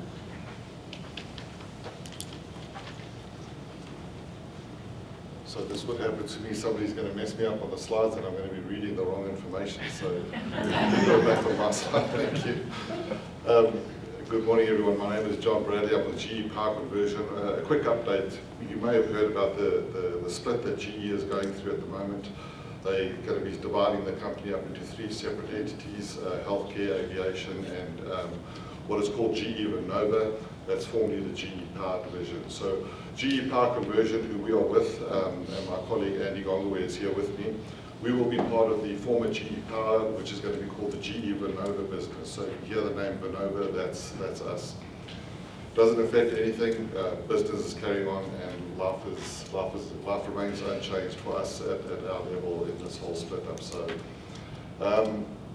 the power conversion itself, what do? We specialize in power electronics. So in this forum, many of us probably won't know what power electronics is, but basically everything that consists of things like chargers down to the charger on your phone. There's some form of electronics, power electronics in there, power conversion. So what we do is take energy from one form or another and convert it into another form. So electrical energy into mechanical, mechanical into electrical, solar into electrical energy, and that sort of thing. So we integrate systems, large power systems consisting of motors, transformers, battery systems, solar systems, and that sort of thing. We integrate that into some form of system. How this applies to what we've been discussing here with the Navy is we will provide propulsion systems for ships. So a lot of the propulsion systems on ships, and we integrate, into the shaft lines. Somebody was talking about shaft lines, and we will have our motors on the end of those shaft lines, and our power electronics, which controls the speed of the motor, connected to the propeller, ultimately to control the speed of the ship. So that's kind of where we fit into the whole on a ship. We also do automation, so all the computer controls of ships, when the ship has to go forward or astern, opening and closing of valves. So we'll integrate control equipment onto the valves that some of our partners make over here to open and close valves. So we're at the operator interface level where the sailors will be on a ship and they will be operating the ship. That's our interface that goes onto there. So we're at the sort of maybe at the higher level, not so much the heavy industry level, but at the more the control level. We also our propulsion systems on the DDG 1000, which is the latest destroyer class that the Navy has put out. I think they're only building a few of those ships, but that's our propulsion system is on there. We also provide it for the Columbia class test site out in Philadelphia. Our power electronics and control equipment has been supplied to that site out there. But how does that all relate to us? There's a lot of sort of math and physics and high-level engineering that goes into all of this. But at the bottom of it all, or behind the closed doors, there's a whole bunch of assemblers working together to put all of this equipment together, to build the power electronic stacks, to build the cubicles and assemble all of these smaller components into cubicles that eventually form a piece of control equipment that goes onto a ship or out into industry. So we are looking for, right now, we're looking for 5 assemblers. As Kristen was saying as well, I think we think that's going to change. I've just been doing forecasting for 2023 for us, and we're seeing quite a big uptick in industry.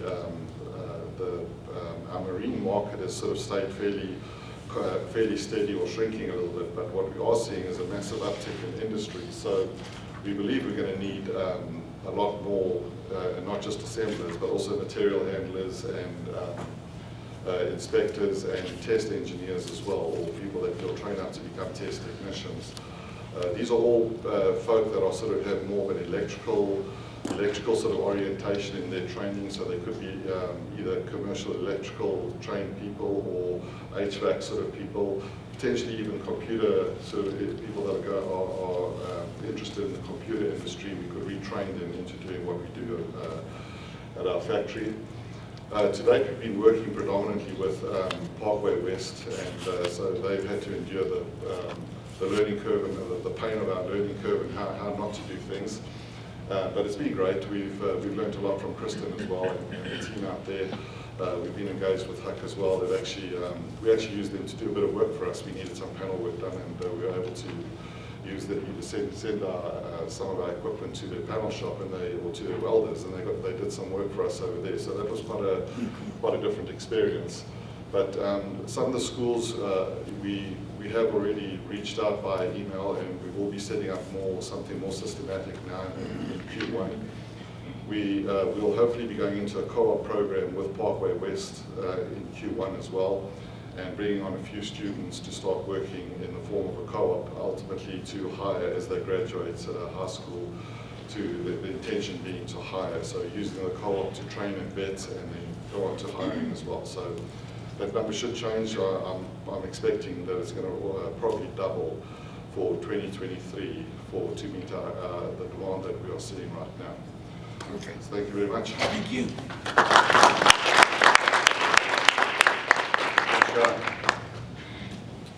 Next we have Dave Harnick from Erie Forge and Steel. You made it, Dave. Good morning. Dave Harnett, President of Erie Forge and Steel, and we were a little late. As you can imagine, the weather up north was a little challenging to get down here, but we made it. We are Erie Forge and Steel. We are a longtime provider of ship shafts for the U.S. Navy. We've been doing that work since roughly the 60s, is my understanding from my history with the company. Currently, we have been hiring since we got together in September. We've hired roughly 8 people to fill a number of positions in maintenance, machining, welding, inspection, and laborers. So we've been reaching out through the internet, those common ZipRecruiter things and such, and we've been working with PA Career Link and through some professional recruiters that we employ. We do have CTCs with Erie County Community College, Erie Institute of Technology, ATDM is one, and like I said, PA Career Link. I did notice just in an email yesterday from ATDM, they are going to be doing, like somebody said, some Zoom interviews, so we're looking forward to that opportunity. We'll probably attend some of these career events that are being, we saw on some of these flyers that we have on our table. We'll probably attend some of those. There's some being conducted up in Erie. So we're casting a wide net looking for people. And we've recently, for a while we saw quite a real loss in employees through the COVID years and through the mass exodus and changing of jobs and such. So we're kind of on the rebound now, so we're feeling much better about it. We think that we have a need for roughly 8 more people. We have about 61 employees right now. We're looking to get up to about 70, which would put us back to where we were pre-pandemic. And so we're optimistic, and I expect to see these numbers change. We haven't really had any offers. We haven't really had any opportunity to offer anybody through our current pipelines that we were associated with here, ATD and Erie County Community College. But we think that'll come around. We think it's a little bit early in the early stage of that. I don't know how many folks ATDM can spare up in Northwest Pennsylvania. We'll see how many folks would be willing to leave their mother and father's home at 18 years old and come to Erie from Pittsburgh. We'll see. But we'll be reaching out like everybody else is. So it's very competitive. We see folks who are presented to us in the afternoon, and the next day we try to get them to come in for an interview, and they've already got a job from somebody else. I mean, that's how fast these things go. Just like that. Like, nope, they're not even interviewing them. They're just calling saying, "Come in, I got a job for you tomorrow." Which so we need to adapt to that as well. But we are looking for pretty highly skilled employees for the most part. We don't have a lot of general labor positions, but what we do is we start people in general labor positions, show them the ropes, and hopefully develop them. So we do have the possibility of bringing in 18-year-olds and making apprentices out of them. And no matter where their skill level starts at, it's where they finish is what matters, I think. So we're looking at the keyword pipeline is really what we're trying to fill here. So thank you very much.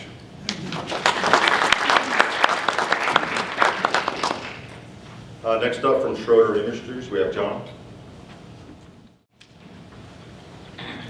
Morning, my name is John Ciora. I'm with Schroeder Industries. We're in Leetsdale, Pennsylvania. We design, manufacture, assemble, and test filter and filter assemblies for hydraulic and fuels.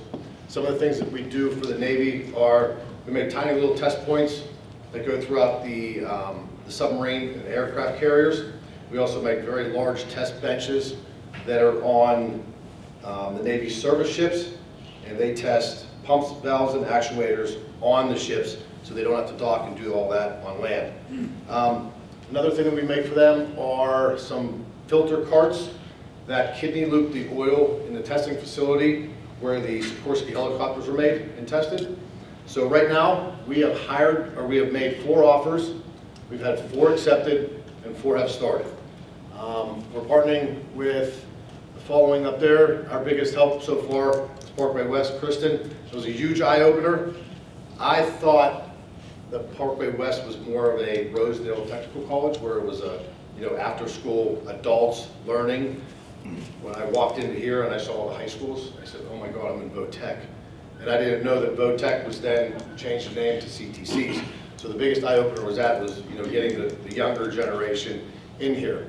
And since we've started this, Patty and I, we've partnered with Quaker Valley High School. They are literally right across the street from us. And we have 2 pre-apprenticeship students that come 2 days a week for 2 hours a day, Monday, Wednesday, and the other guy is Tuesday, Thursday. We're bringing them in to give them a feel of what actually manufacturing is. They're going through all 6 parts of our shop for 6 weeks, or for 12 weeks. They're doing 2-week intervals, and wherever they like the most, we'll put them at the end, have a couple more weeks there. But it's kind of like eye-opened us that we can't go through temp agencies and we just can't put stuff in the internet. We have to actually do something, and it's helping. So thank you very much. Great idea, John.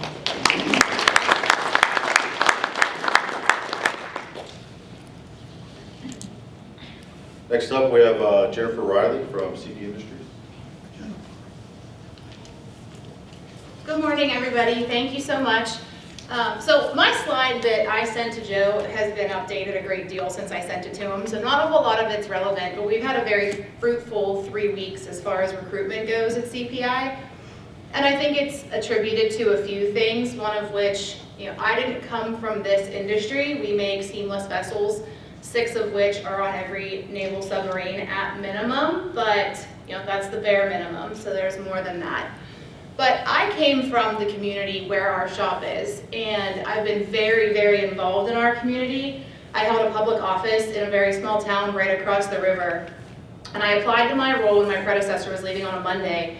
interviewed Wednesday and started the position the following Monday. And until that first day when they really explained to me what all they do, I realized I had spent almost 40 years driving past this facility thousands of times throughout my life having no idea what they did there. And I think that that was a piece that they were struggling with on the recruitment side that I was hoping my community connections could help with. And I don't know that this is going to work long term, but right now it's working really well. So I had to change a couple of things that we were doing. Our offers made and accepted have changed. We have 4 more offers accepted that will be starting in the next couple of weeks, and all of them came from new recruitment efforts. So something I started doing was going into our local high schools and meeting with different, it depends on the need for the school, right? So one local that I had ties to, they like to see that there's some value add. So I will go in and do resume writing workshops with the students, maybe do mock interviews, something to make sure that them giving me time in front of their students that'll be graduating is valuable to the masses, so to speak. So that is one way that it's working. And then I also went to a Chamber of Commerce event, and we have somebody else starting through that. I didn't expect that to be one that really panned out, but we had a 4th generation local hardware store owner, the extra great grandson is now starting with us. So those couple of things have been great. A couple of things that we did have in place that were wonderful though was a really great training program. So it's nice to be able to get in front of these people in the community that really just need to get their foot in the door somewhere, and they have great work ethics and really just want to show up somewhere they can be for a long time. And it's just getting in front of them and helping them find that opportunity. So those are some things that we have done that have been really helpful for us. I do see retention, as Joey and I talked about a couple weeks ago. I think that that's something that will be my next phase of like where to go from an HR standpoint. But we're working on it. You know, every month we have an on-site safety audit. So I just got our CEO to approve, you know, if they score higher than 90%, we order them lunch. That's helping me get in front of the staff. And then just this morning, I got a text message when one of our floor guys went on his 9 o'clock break saying, when I came in this morning, they told me I'm testing tomorrow. I get to practice all day. So this is someone that actually came in on the other side of the mill. They came in composites, bid over to the steel side, and now they're climbing the ladder internally. And it's just nice to get in front of them and build those relationships and have that one-on-one. I think that that's somebody that's probably going to be with us for a long time. So those are just some things that have been helping us. I'm sorry my data is completely inaccurate. I do see up there.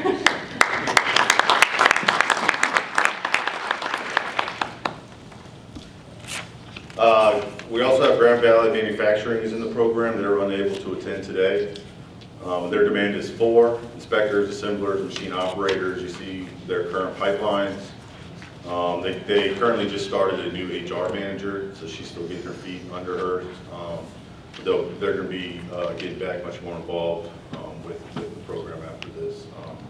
So looking forward to working with Grand Valley in the coming months. Next, we have our best practice model, Ryan from AT&T, and he's representing 2 plants, one in Cleveland and one in Oregon. And we like to say that we build, protect, energize, and move the world. That's kind of how we frame ourselves. We're a large scale metal fabricator. So anything we build typically goes out on fills out a full 40-foot flatbed. Maybe half the size of a full footbed. To get the size of the scale we deal with, we do a lot of rectangular prism fabrications in the construction industry, and we get involved with a lot of cylindrical style fabrications in mining industry to power gen and naval. And we've gotten even to more complex style fabrications outside those geometric shapes, right? Which is really the Navy's asking us to do. So in terms of the Navy and things we do, they like to give us the complex fabrications, the difficult things that are typically pressure sensitive in terms of water and water pressure, which really screams a lot to us about the kind of quality we do and how we can handle the difficult things. So we get involved with things like missile tubes, torpedo tubes, propulsion parts, ballast tanks, so things that are touching water at a high pressure. And then we do play on the aircraft carrier side as well, structural beams, ballast control devices there, and then we do play we want to play a little bit more as well in the ground armor world too. So a lot of military involvement. A big piece of our business right now is growing. A lot of what we show up here in terms of demand is really simply around more growth as around these naval products or projects. Joey mentioned we are the best practice model, and part of the focus for us, we've learned a lot from this. Some of the things that I think have really kind of impacted us. One is this realistic job preview, and I ask you all to kind of take a look at it when you get a chance. But we've been able to provide a site that screams to, I think, people like who we are, what's good about us, what's bad about us, what could be challenging, are you up for the challenge type of thing, with some pre-qualifier questions and just some great true videos. So we, much like Elwood did, we have a similar card. You know, it's just this.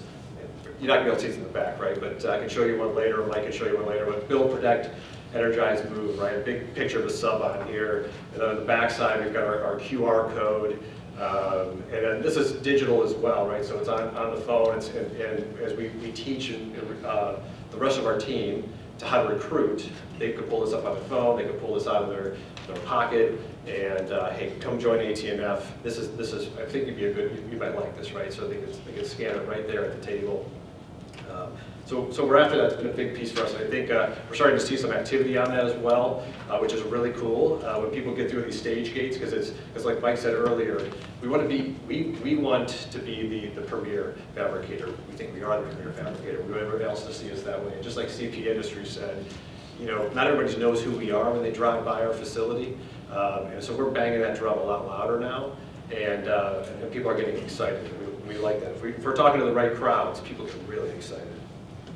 The other thing really is the big impact, I think, is this fifth metric scorecard. So we talked a little bit about retention today, and when you get into, if you get a chance to do this or work on this, I say go for it.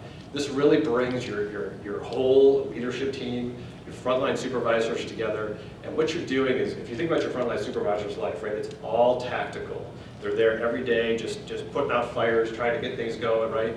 This is the time that they have to do a little prep work for this, and then they have to get into this meeting, and then we call it the tactical stuff, we call it working in the business, right? That's our day-to-day. That's the zillion things that comes at us, but we really try to get our people to think working on the business. So how do you back up? How do you take a step back? And to get our leadership team to really start to understand the strategic side of how they're building a team and who they really need on their team, and are they truly engaged? Are they disengaged? How do you handle that relationship? It's been great conversations. It's brought a lot to light to myself, to our team managers, and I think it's going to make a big difference, because this is important, this recruiting side, but it gets tiring, right, to bring in all these people, and we really have to focus on how do we keep the people we have. So we're putting a lot of energy there, and I guess the other part I would add is this whole idea of purpose. When Mike put on that hat today, banging the drum internally, I mean, people you gotta keep them excited about what we're doing. What are our new projects? What's coming up? Why are we here? Because that's who I really, if those people are staying there, my job becomes a lot easier, right? My team's job is a lot easier. We can do more stuff on the training aspect, right? We can grow the team differently. So that's where our focus has been, or where we see a lot of the effect of the best practice model. So I encourage you to go after those pieces. Our demand, again, is mainly welders right now in Cleveland. A lot of it's just strictly due to growth. We've got some pipelines set up here. A lot of these aren't familiar with everybody here in Pittsburgh, but these are great organizations and helping us kind of grow our team. So we've visited a couple of these places. Our numbers aren't correct here either, have been updated, but we've visited, I think, 3 at this point. We've done presentations. And we've had, I think, 2 on site. And we've got, what we've learned with some of the touring that we've done too is it's not always the best. You got these bigger groups of kids, somebody's trailing behind there they can't hear, right? So we're switching it up a little bit. I think in 2 weeks from now we're going to do a kind of a mini job shadow, bring a couple of kids in, and kind of rotate into different areas we have. There are 3 different areas we have planned, and they'll spend, you know, just under an hour with each area, but they'll get some one-on-one with a welder. Or a specific person that they're interested in, and hopefully they make a connection, and find out if this is the right thing for them or not. And I think it's better time spent for everybody, so we're switching there. We've been moving pretty quick here. We've got a number of offers out there, 35, 28 accepted, and we've got 26 that have started, and that keeps moving for us as we have to kind of keep up with our demand. One other thing I can add is we have people lined up now to start in March. Okay, so as we want to create that purpose. You know, why do you want to work at AT&F? We actually have, our first person signed up. They're ready to start on March 20th. I probably have another offer or two to go out in the next week or so. We think we'll land another 2 that'll be lined up for March 20th, right? So people literally knocking on our door saying, yeah, I want to come work there, and I'll wait the 7 weeks until you're ready to train me. That's really where we need to get to, and that we're getting there. So pretty excited. Really powerful. So thanks.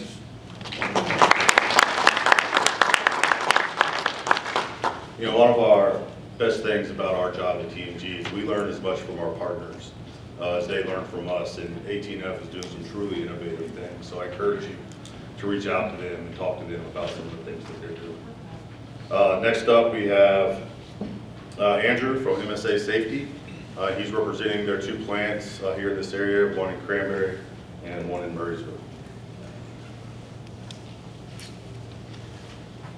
Thanks, Joe.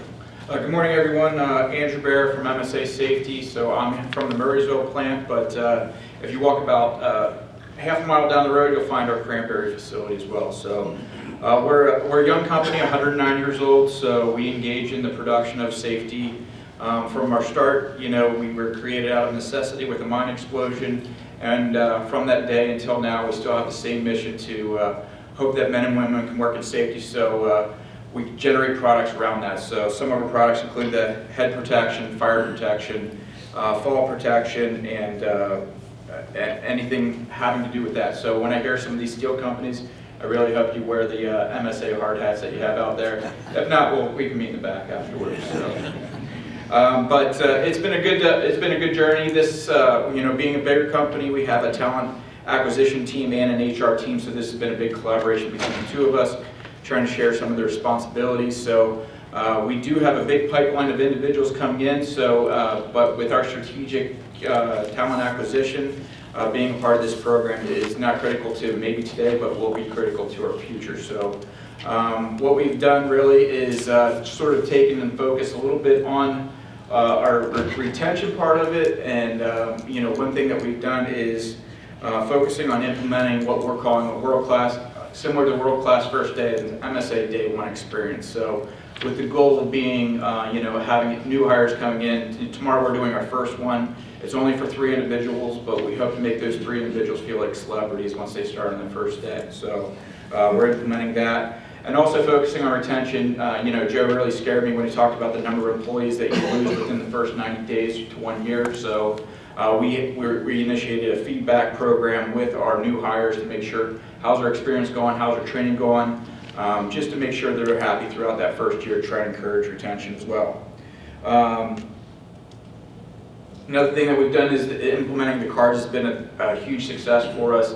We realized that we have had employees that have over 50 years of experience with the company, and those are some of our best recruiters. So we've really employed them, equipped them with our QR code cards, and have them hand out and tell the story why they stay with the company in hopes that it can really convey to those individuals. So that's been a big success for us as well.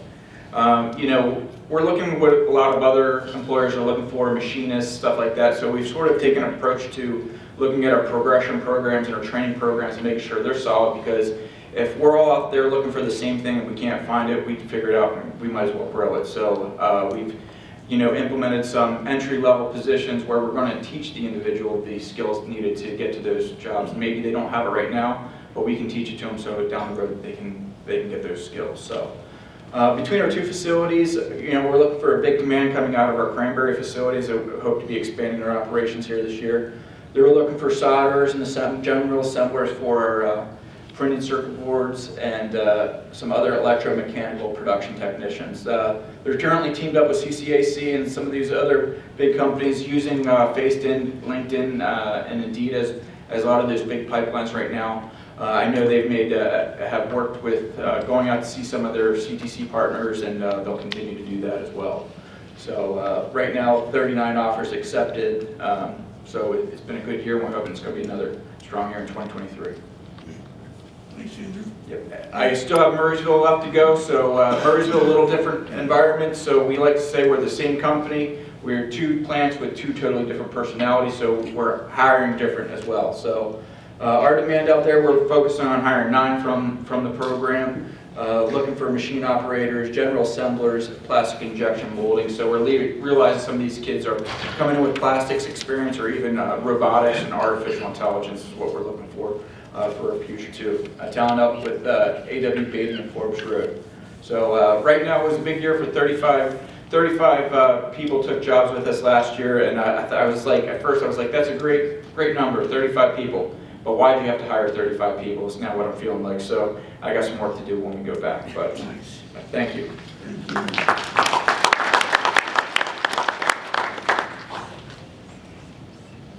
All right, next up we have Nordlock, represented by Valerie.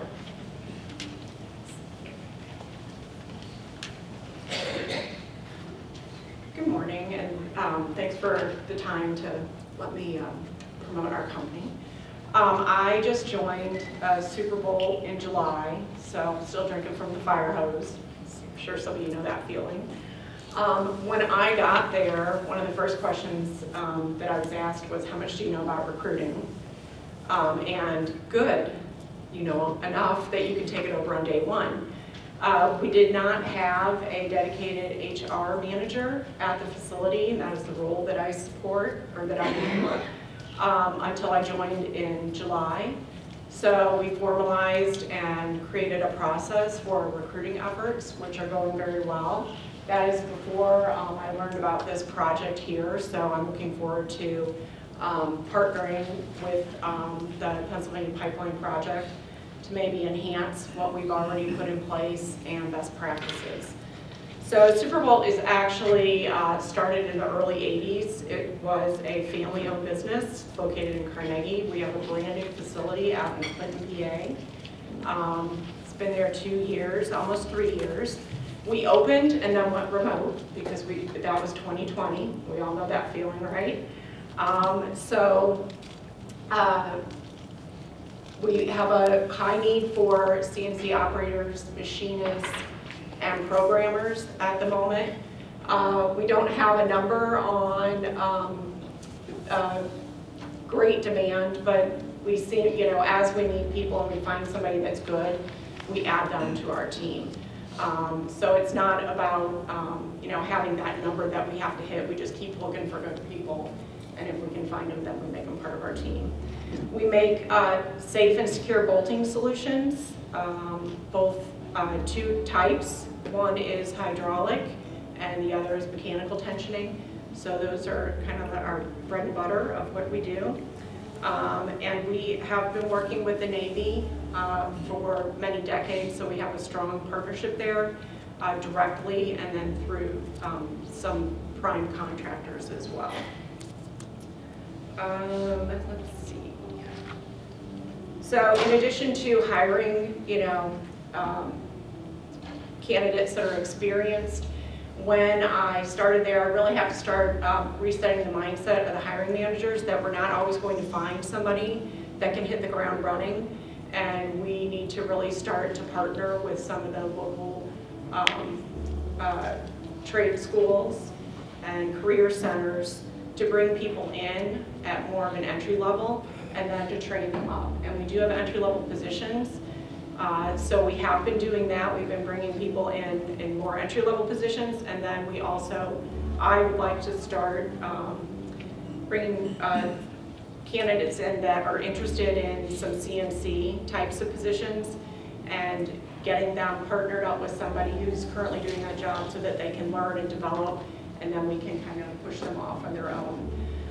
It's been definitely an adventure being there. I've been in manufacturing, supporting HR manufacturing for over 20 years.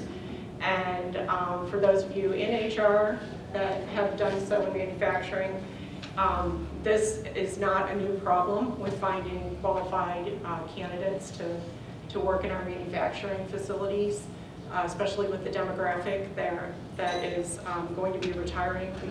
need to find those early career folks that are interested in the new manufacturing world, because our facility out in Clinton is state-of-the-art. And when we tour our candidates, they are blown away. So that is part of the candidate experience when we bring them in. And we look forward to, again, being more of a partner with this project. Great, thanks, Val. Thank you.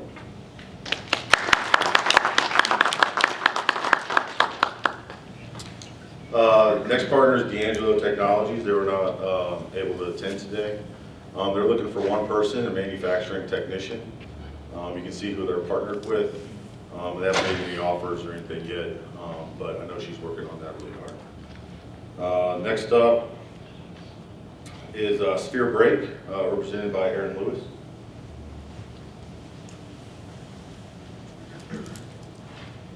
Good morning, everybody. My name is Aaron Lewis, CEO of Sphere Brakes. We are a very small business, a product business.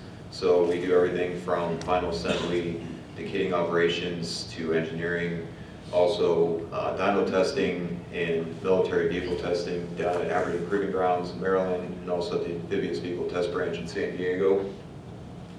So our technology, we're developing, testing and commercializing Sphere Brake technology. Sphere Brakes directly compete with disc and drum brakes, completely new foundational brake in over 100 years. The benefit of a Sphere Brake is that you can change brake pads without taking your wheels off, without using tools. So it takes a long task down to a couple of minutes.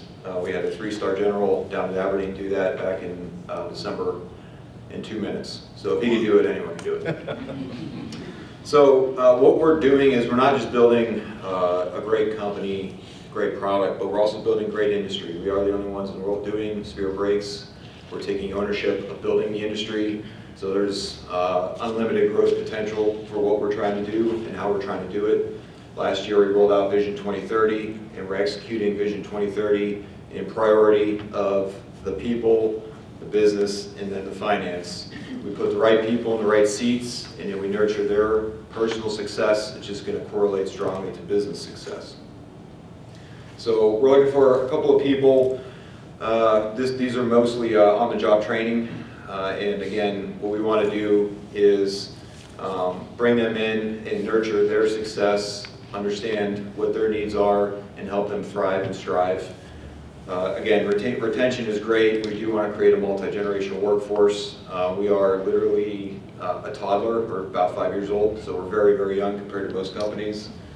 And I will say that as some things that we do that have really benefited us too in attracting and retaining talent, hiring talent, is part of our interview process is we'll bring in someone for about a half day or full day. And what that helps us do is they'll work alongside of us, whether we're out in a shop or we're at a military site. And what that does is it helps understand where their character is at, what their work ethic is. Now they could be putting up a front, but it's a hell of a lot better than just looking, doing a virtual meeting or a virtual interview and just, that one-on-one time. So having them work alongside of us, making sure they're not afraid to get dirty.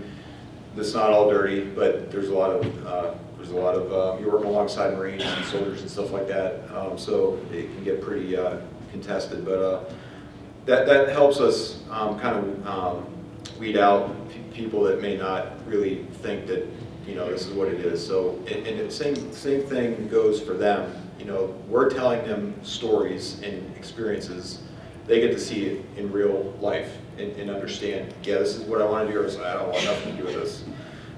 So that's one thing that's helped us out. Again, pipelines, the Erie Community College, also just veteran networks, since I'm a veteran, tied into that, and word of mouth. All right. Great. Thank you.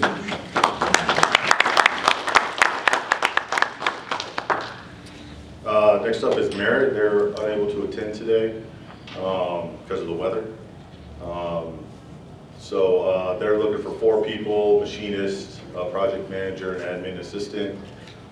They've currently made 1 offer and 1 accepted, and they are pending their start date. Next up is Integra Testing, represented by Julie Woodside.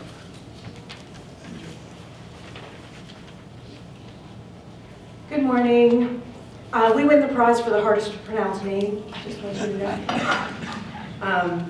I'm Julie Ritzheimer. I'm the CEO and president and sole owner of Integra Testing Incorporated, and we are a non-destructive testing solutions provider. So you've seen the initials NDT up there, by my count 4 or 5 times already today, but that's all we do. We do non-destructive testing on-site at our customers as a third party. Our company's mission is to improve outcomes for our team members, customers, and our community, and we seek to not only serve our customers, but to partner with them in order to improve their ability to deliver products on time and on cost. Integra Testing has a dedicated DoD division, which has been serving the Dawn and our warfighters for over a decade. We consider it an honor and a privilege to play a role in the equipping of our naval forces. We're a small company, but we're poised for growth in the next 3 years. Talent acquisition is a key piece to that growth, as you all know. As you can see on our scorecard, we currently have a demand for 7 positions. Filling these positions is a unique challenge because the individuals needed must be highly trained and skilled in the field of non-destructive testing. The good news is that we have recently made 2 offers, one of which has been accepted, and that team member is currently attending accelerated training at ATDM, thanks to the connection made by TMG through our participation in the Pittsburgh flag. The other offer is still pending, and we hope it to be welcoming that individual onto the team very soon. 3 members of the leadership team for Integra Testing had the pleasure of visiting Pittsburgh Technical College for Career Day and the welding competition.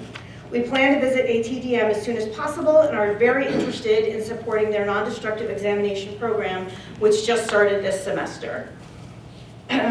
I just want to say thank you. You can see our current pipeline as it stands. We just started on LinkedIn, and we're hoping for some good results with that.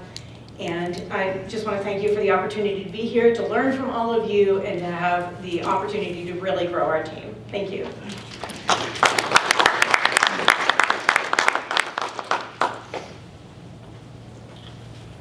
Next up, we have TriPro, represented by William Corner. Morning, I'm Will Corner, and I have Glenda Corner, my Napoleon's Corporal, sitting over there as well. We are a product development company that specializes in plastic injection molding. So MSA wants to give a shout out, we'll talk later as well. But we do not have any currently for the Navy, but we do a lot for the warfighter. We specialize in medical and agricultural product development, so we do a lot of like syringes, gaskets, things like that. Yesterday we molded the gasket for open heart transplant, so the pump on that cylinder that moves back and forth. So we can't advertise a lot of what we do because it's still in the patent stage, so there's no pictures or anything, but it's fun. So we're looking for a kind of jack of all trades. We call it a manufacturing rock star. So we currently do designing of the part itself, also mold design, machining, grinding, EDM, 3D printing, injection molding, and assembly automation. We partnered with a PCB designer that is also in-house, so we do full turnkey product development. That's a twofold. Sometimes we have a negative image with manufacturing. We're in a lot of families' homes, and they think that manufacturing in the Pittsburgh area is hard hat and molten steel, and they're steering their kids away from it. So we partnered with local high schools. There's a statewide program called Why is Manufacturing Cool? I don't know if anybody's familiar with that, but local high schools are doing a 7-minute video. So they've been on site and kind of developed that program, and they're coming back in March in order to start filming that. And then that'll be a kind of a commercial for all of us to use in recruitment at the high school level. We've got a meeting set up with AWBD, and are going to reach out to Randy at Beaver County shortly after this, and doing a lot with the Beaver Area School District and First Robotics and the Bots IQ on the PCB side. So again, I want to thank everybody for the opportunity and the lessons learned. And like Helmut said, when you're out in front of other people, we are in front of a lot of welders. We don't weld, but we are advertising for all you folks and saying, hey, this is the cool stuff that we're building here in Western Pennsylvania and Ohio. If it's not a good fit for us, go check out these guys, and you can make a lot of money with your hands, and we got to change that. So, thank you for your time.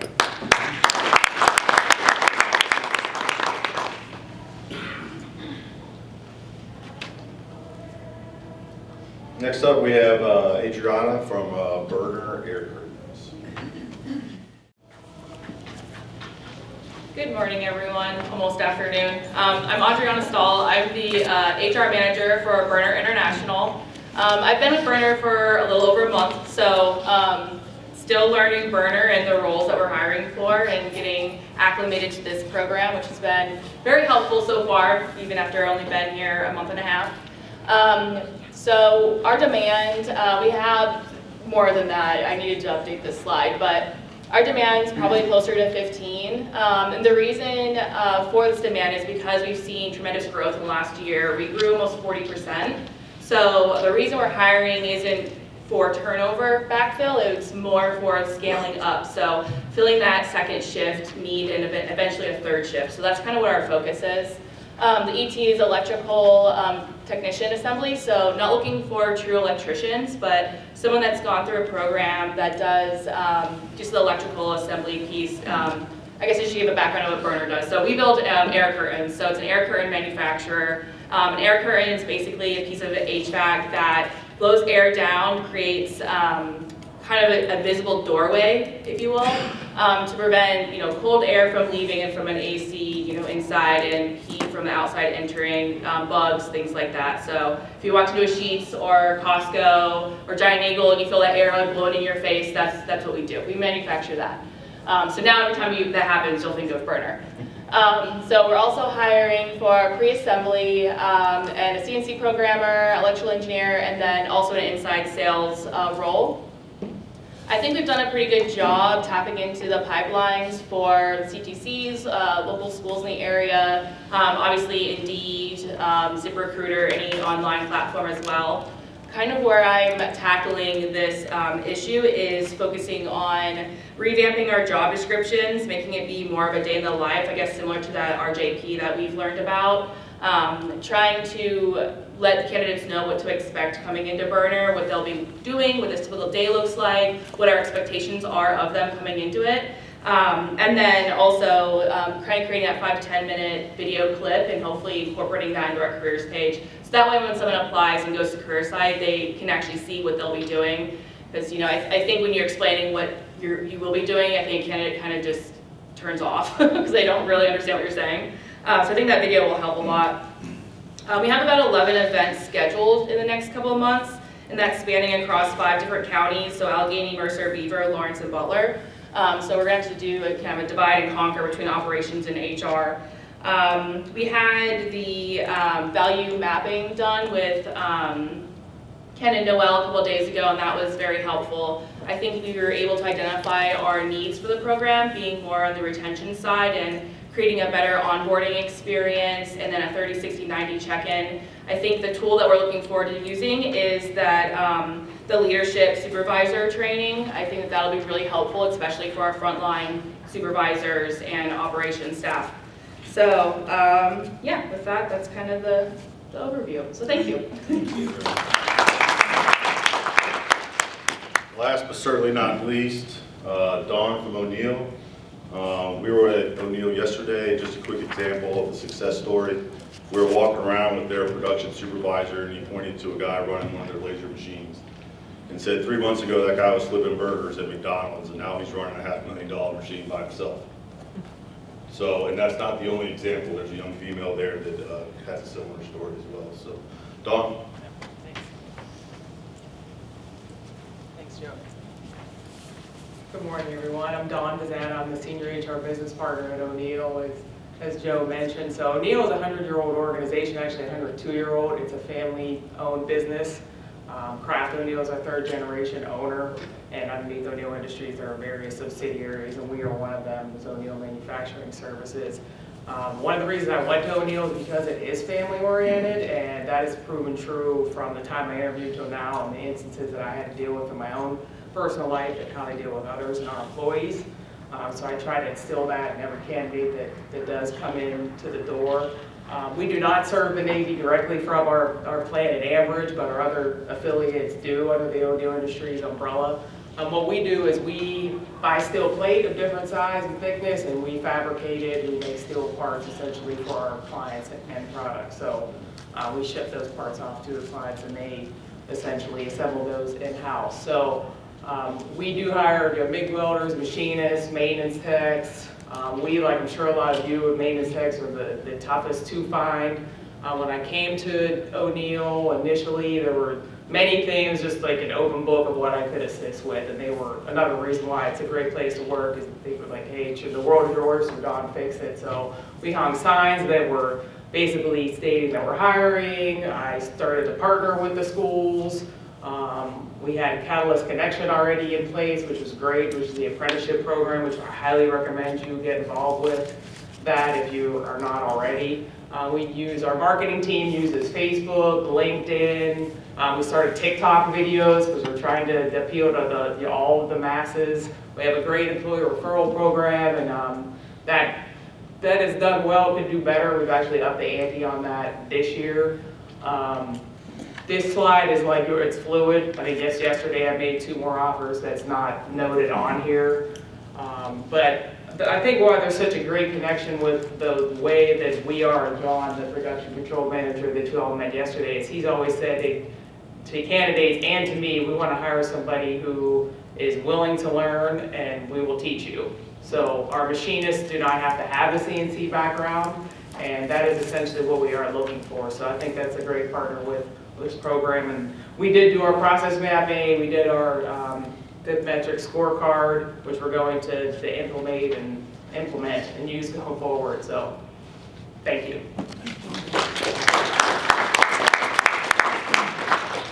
Real quick, Precision Profiles wasn't able to come. You see their demand of 3. Then Parker Hannafin as well, demand is 5. With that, I'll turn it over to Noel, and we'll go through the training providers.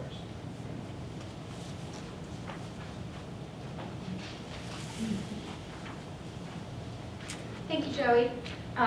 Karen Hardy with ATDM was unable to make the approximately 8-hour drive north through all the snow, so I'll be presenting in her stead. ATDM is currently working with Elwood and Integra Testing for 2 CNC machinists and non-destructive testing. ATDM is focused on advanced training in defense manufacturing, which is what their name stands for. They're currently working with employee up-training, where you can send your employee to them. They will upskill them, get them more advanced, but also you can recruit from them. One of the main focuses for anybody who wants to go to their school is they have to be willing to relocate. You may not be able to get somebody from Florida to come up this far north. They might like that 90-degree weather a little bit better, but I hear Idaho is a little bit of a boring place. Next up, Michael Tompkins from Community College of Allegheny County was unable to attend today as well. CCAC considers all of their students screened because their attendance depends on their desire for a job in their field of study. That being said, they will have approximately over 250 potential employees within the next couple of months coming out of them. Joanne Vano with A.W. Beatty was also unable to make it today. Currently, she is still working with her students on the number of screened candidates by trade. She was able to get a couple numbers from the robotics, engineering, and electronics. They currently have visits with Elwood Group and MSA in Cranberry. Joanne wanted to express that A.W. Beatty is very excited to be a part of the Talent Pipeline program, and they are currently looking forward to playing a role in defense manufacturing. Next up, we will have Kristen Milanovic and Huck Hughes from Parkway West. Hi, Kristen. Hi. Hi. I'm Kristen Milanovic from Parkway West CTC, and much like all of the other CTCs included here, we're very thankful and grateful to be a part of this program. So after we met last, what what we decided to do at Parkway is invite all of our partner businesses to the school together for a morning. And we're a career and technology center, or as John pointed out, a Bow Tech. So we had a culinary arts department that prepared us some lunch, and we really allowed our employers to come in, spend the day, tour our programs, and speak with our instructors about them. So that was really great. We then did have a career day that was in December, where we had over 100 employers come to Parkway to talk with all of our programs, as well as some of the ones from here, which was absolutely fantastic. And really that gave our employer partners the opportunity to have one-on-one time with our students. We allow each of our employers to have a presentation time with the program that's looking for them. So and we're still working on the screening and figuring out exactly what would be most beneficial across our programs for the partnerships that we've made here. So at this point, we feel it's our construction cluster. So with our carpentry, electrical systems technology, our welding and fabrication technology program, as well as our HVAC-R program. So those are the ones that have currently been screened as we've gone through, but everything else that you see here would be a representation of the rest of the programs of students with transferable skills. The one thing that we have noticed, and I've heard a few say, so part of my role at Parkway is to recruit at all of our sending school districts. We have 12 school districts that send students to Parkway, and currently at Parkway there's over 1,200 students, with a projection for more for next school year. The things that parents are interested in are pre-apprenticeships and placement for their students post-graduation, to change the stigma of what the the parent may remember of what VOTEC used to be and versus what it looks like now. So it's very encouraging to hear a lot of those things as we go through that. We do have field trips scheduled with GE Power Conversion. That was supposed to be yesterday with our electrical systems technology program. However, with a 2-hour delay and snow, it's now rescheduled for next week. I'm going to let Huck talk a little bit about students and working and some visits to Holtec that his students have done specifically. So I'll hand it over to him.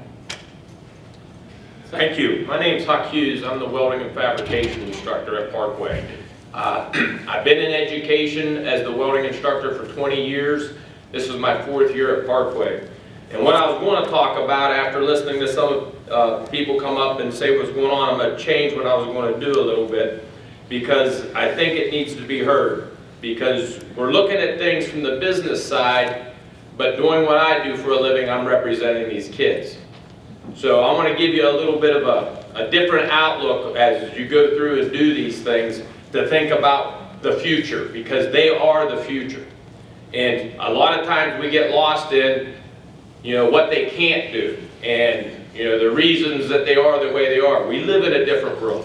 Their outlook is so much different from when I was being brought up, and most of you is different.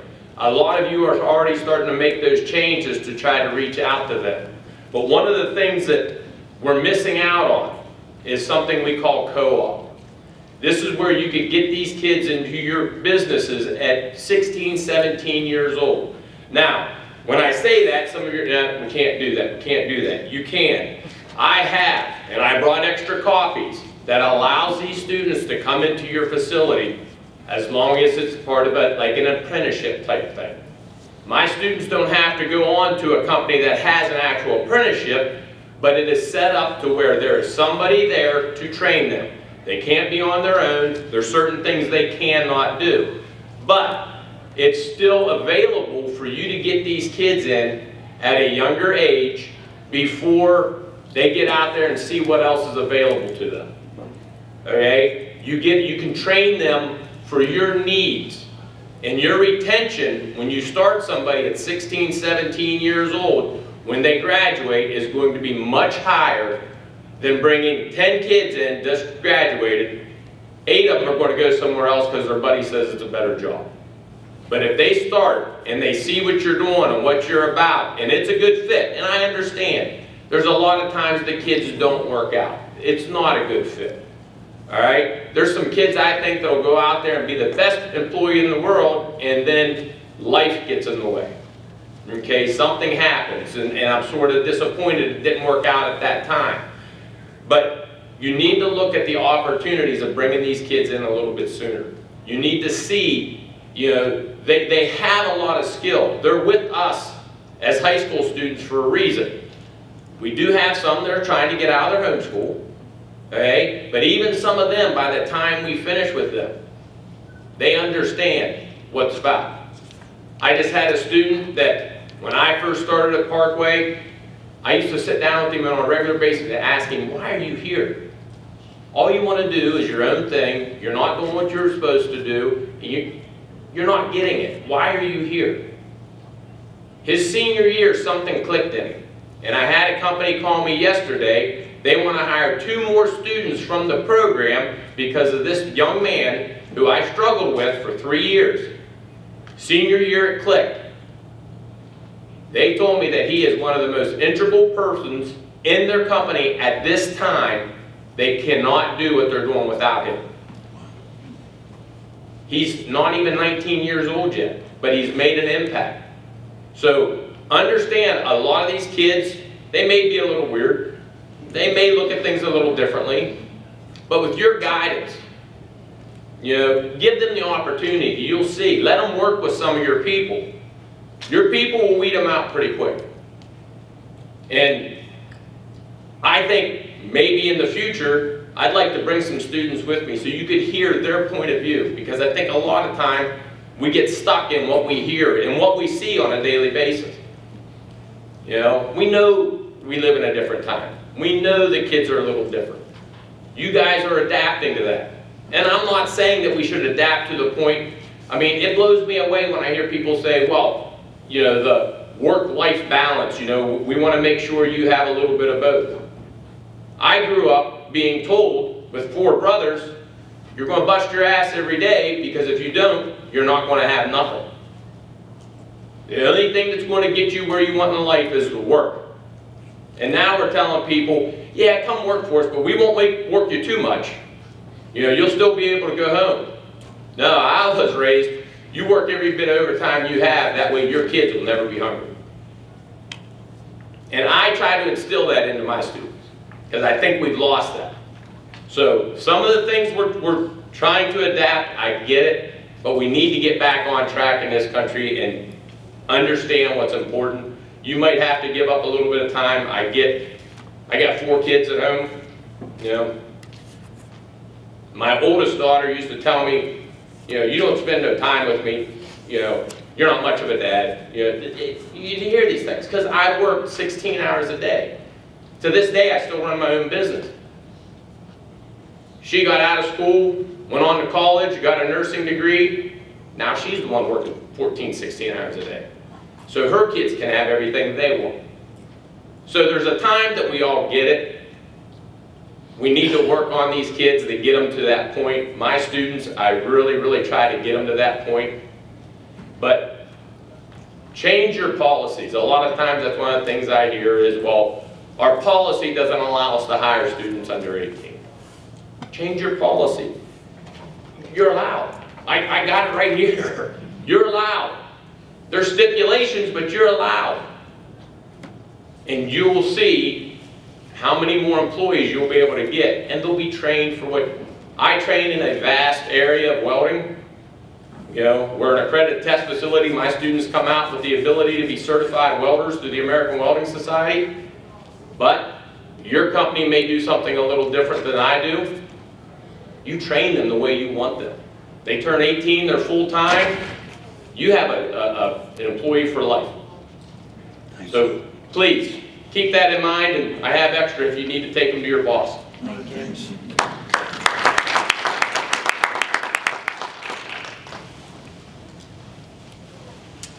Thank you, Huck. Next up, we will have Diana Kayaza with Florence County CTC.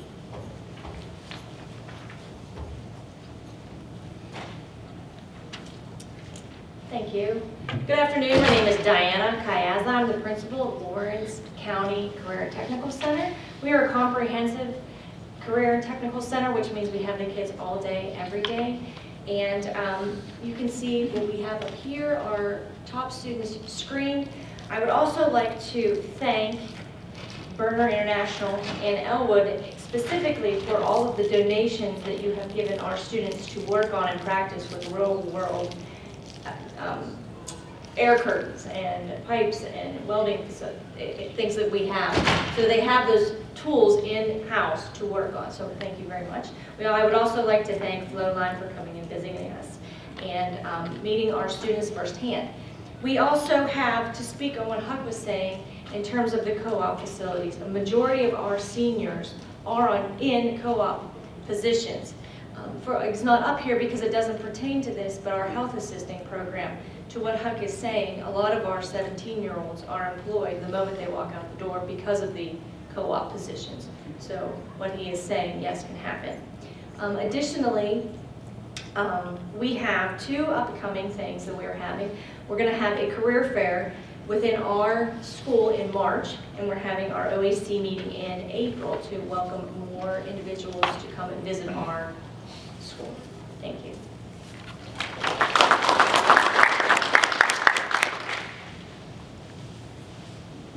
Thank you, Diana. Next up, we'll have Doug Massey with Erie County Community College.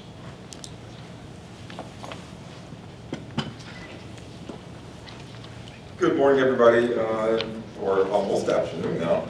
Doug Massey with the Erie County Community College. I am the workforce development coordinator.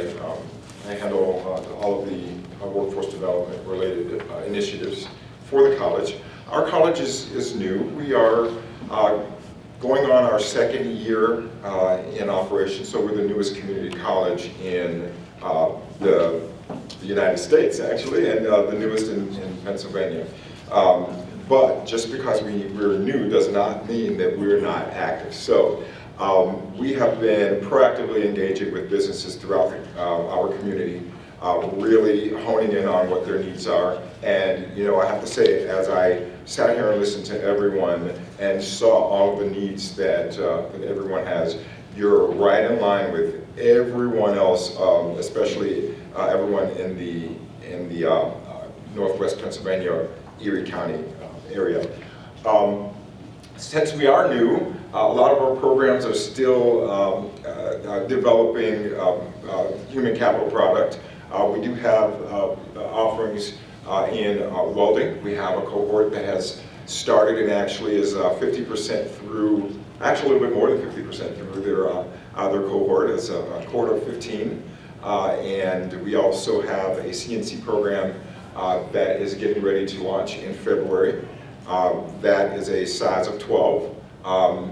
The industrial maintenance program is coming up in the fall. And we're also developing an automated electrical systems program as well. So as I sat here and listened to everyone and saw what their needs are, a lot of your needs fall into exactly what we're putting together right now. We have connections with, we've been paired with Erie Forge and Steel, Elwood National, Sphere Brakes, Parker Hannafin, Parker Lord, Grand Valley.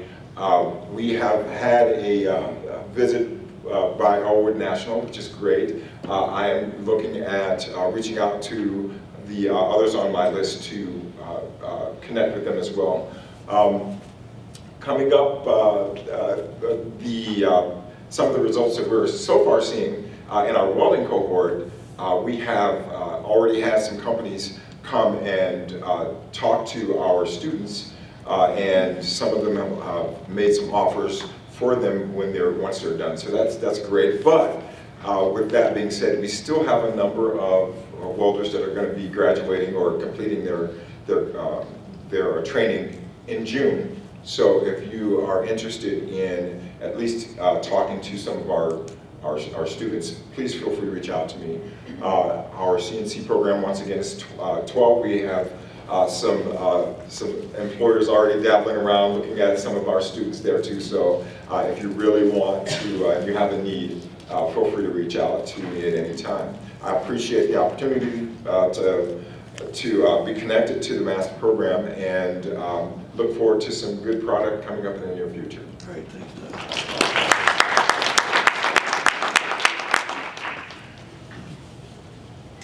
Thank you, Doug. Next up, we will have Beth Appel from Pittsburgh Technical College. Hi, I'm actually Beth Abel, but Noel does that every time, but I'm okay with the PAL. Sorry. That's okay. I'm a career advisor for the school trades. I love trades, I think I said that last time. Some things I want to talk about are those December to June students. Those could be graduates or upcoming graduates. All of our students have to go through an internship program to get credits. And our flip rate, our placement rate, 96% was our placement rate last year, and the majority of those were flips. Those are companies that hire our interns. So if you want our students, get them while they're interns, and then they'll stay with you. And it's a good way to test drive, right? So we believe in the internship program, and you know, it's in trades, it's 360 hours. CAD is also up there, electronics. So I think they're also 360 hours, my co-workers back there. All right, so that's a good way to get them. It's almost a full-time job for the 10-week quarter. We were happy to host the Project MFG welding competition and the Discovery Days in November, and a lot of our employer partners were there. Also, we had our own career fair, where many of these companies were also there, and that was in November. Upcoming things we have, we're calling it not Discovery Days, but that's in March, where we're going to host another career fair for the PA pipeline. 2/16, I'm scheduling mock interviews for electricians. I'm teaching a career development class. So if you're interested in electricians, please reach out to me. I can have you come in, and they will go on an internship in this class in July. I think I jotted some notes down. I'm sorry if I'm scattered. I have 36 interns between welding, HVAC, and electrician that will go out in April to July. CAD electronics, between April and October, we should have 24 more interns. So this is the time now to schedule visits. I've had several visits made. O'Neill, we were trying to work together to get in there. We were on holiday break until Tuesday, so we were off for a month, something new for us. So we're just getting right back in the swing of things with students coming back on campus. So I look forward to working with all of you. And that last one there, Super Bowl, Zach was nice enough to tell me that we do have an intern there. Perfect. All right, thank you. Thank you, Beth. Northern Westmoreland was unable to attend today, so I will be presenting in their stead. Currently, right now, they are focusing on their welding program and have 14 screened students. Currently, they are still extending invitations out for visits by employers. So MSA, Casto, CP Industries, and Holtec, if you have their contact information in front of you, give George and Jill a call and let them know that you're interested in either bringing their students out or coming to visit them. Jim Jarvis with Mahoning was also unable to attend today. So Mahoning has 100% acceptance rate. Jim sent me that information, so he wanted to make sure that I have that out there. All of their students are very engaged and very interested and excited to be partnered with the program. Currently have about 64 screened students and are looking for a couple more employers to come out and make some site visits or have their students come out to visit them. Next up, we'll have Roxanne Oberst with Forbes Road.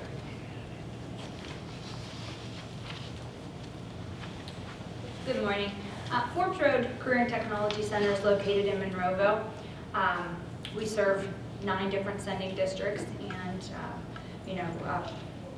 the students that we were looking at were from our auto body, auto tech, diesel, electrical, and HVAC programs. We don't have a machine advanced manufacturing program any longer, nor do we have a welding program, but we thought these students would have the transferable skills that might meet some of your needs. We invited Vince and Noel to come in to talk to our group of students. We have, I listed the number of students. that we had, and they were all able to participate in a presentation by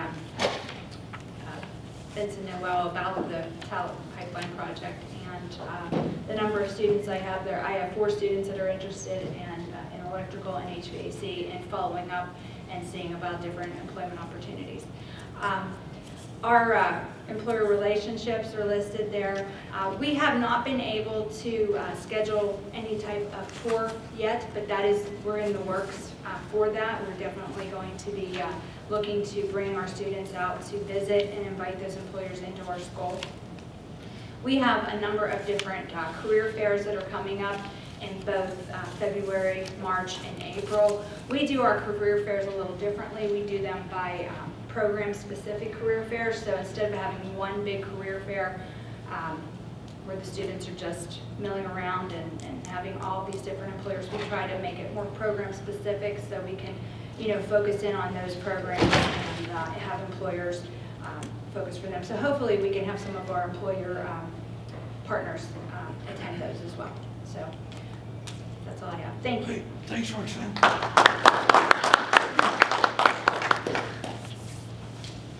Thank you, Roxanne. Tina Dole with Connellsville Area CTC was unable to attend today. When Vince and I first visited Connellsville, they're in a very small town, and their welding instructor was a little bit nervous about his students being able to live up to the program. We are pleased to say that his students placed first, second, and third in our November 30th welding competition. So they are very invigorated and excited about this program. They currently have about 52 screened candidates and have scheduled a visit with Gardner Denver Nash in the next couple of weeks. Mara Bainbridge from Industrial Arts Workshop was also unable to attend today. Industrial Arts Workshop is a little bit different. They teach welding through art. Upon visiting them, the first thing you see when you walk in is a unity sculpture they're creating of 2 hands clasping each other. Currently, they don't have any screened candidates. Their main focus at this point in time is juniors and sophomores, but they will be opening up a boot camp in the summer for graduates and seniors. Next up, we will have Kim Anderson with Western Area CTC.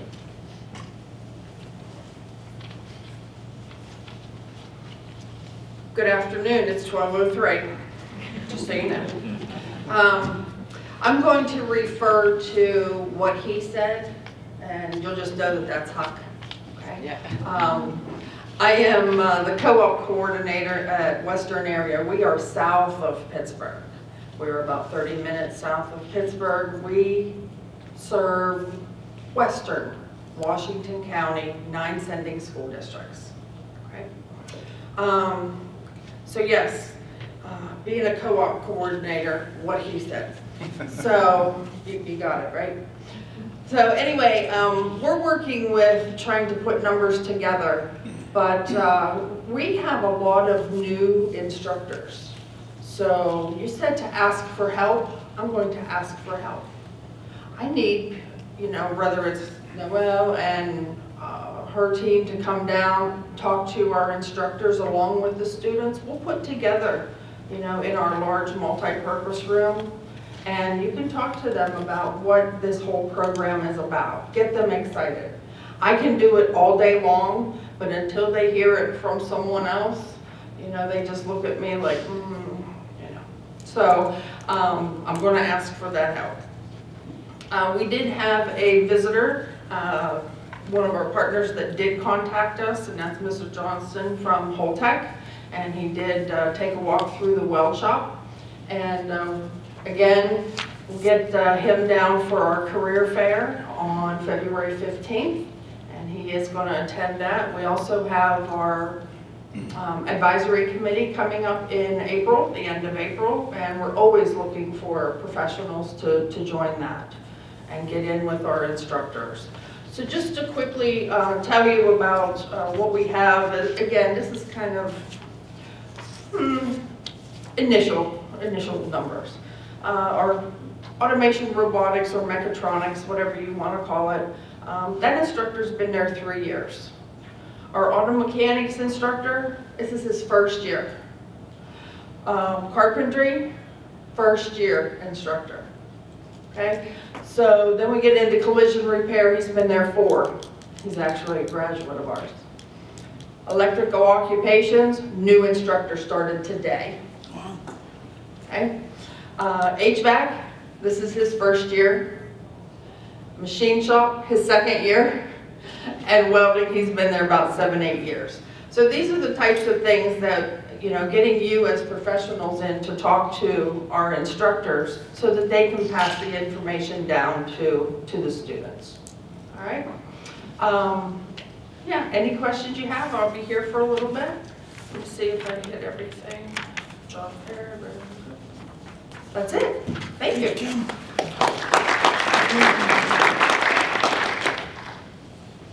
Thank you, Tam. Tony Miller with Mercer County Career Center was unable to attend today. They are still working on their screened candidate numbers.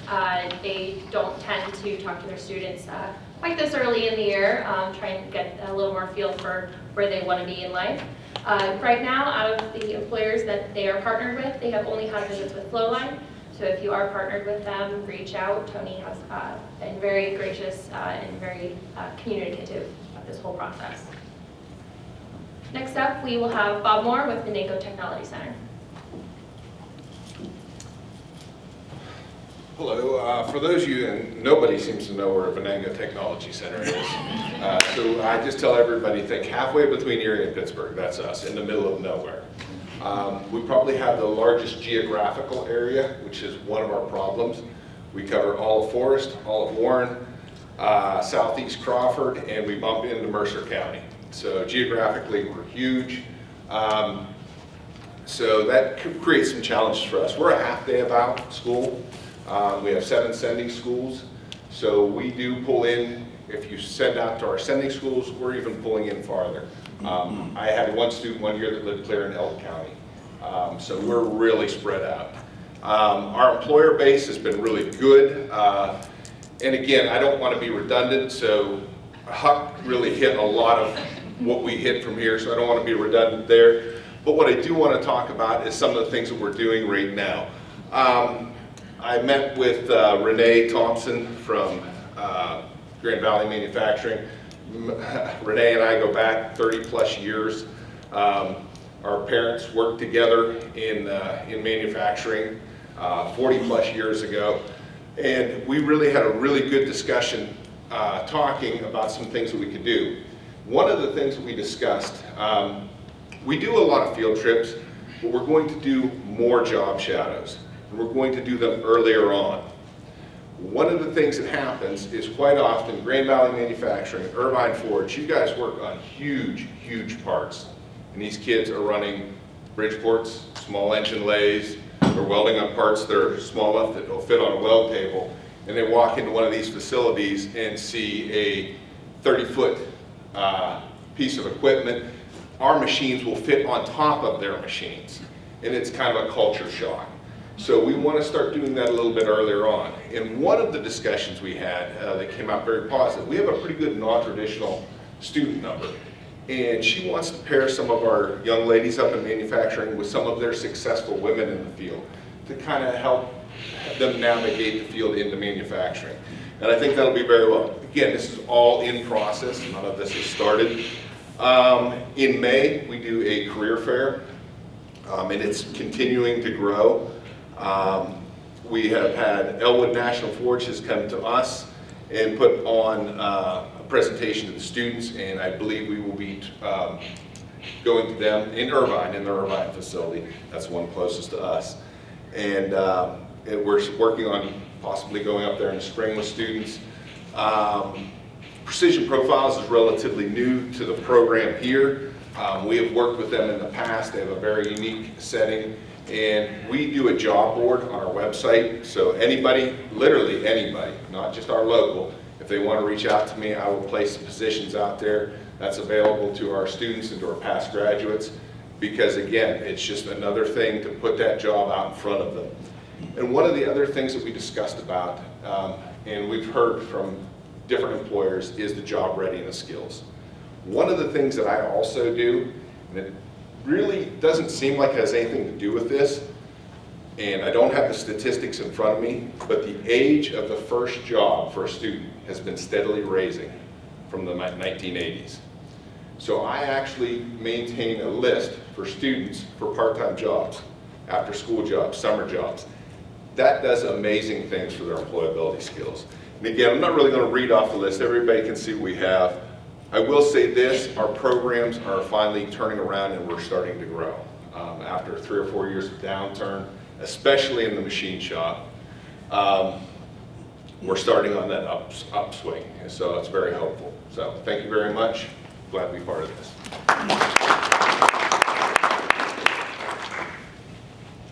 Thank you, Bob. Next up, we have Randy Reed with Beaver County CTC. Thank you.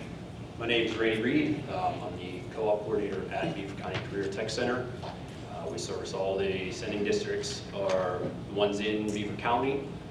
We have a few private schools and also cyber schools that come to us. The programs we have, I listed a lot that may seem like they don't pertain to what you're looking for. However, I think there's a lot of transferable skills in a lot of programs that we offer that can be placed into positions that you have open. I did 19 years on the classroom side. This is my first side on the CTE side. And we have a lot of challenges at this level of placing kids. Distance becomes a problem, parents, things of that nature, age, like Huck said.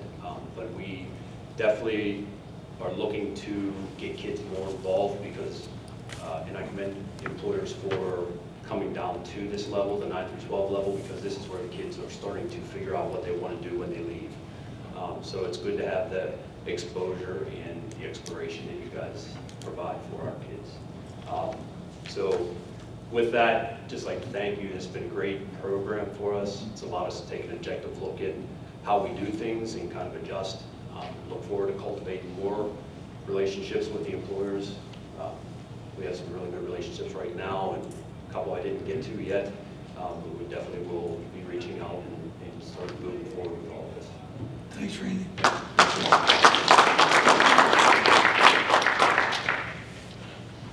Thank you, Randy. Kevin Rice was here, but he did have to get out on the road. Currently, they have around 50, that's quick math in my head, which I'm not great at, students that they have screened by program. Currently, they have not been able to schedule any visits with their partnered employers. So again, you have their contact information, reach out to them, have students come out, visit you, and go visit their schools. With that, I will pass the baton on over to Vince Jordan. Thank you, Noel. Wow. You know, we go into these things, we don't know how great the conversations are going to go, but amazing connectedness is happening, which is what this is all about.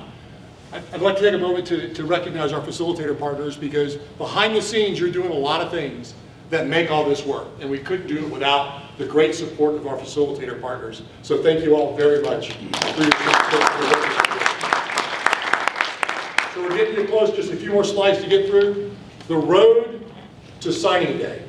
So that's the journey that we're all on now, from an employer, a training provider, facilitator perspective.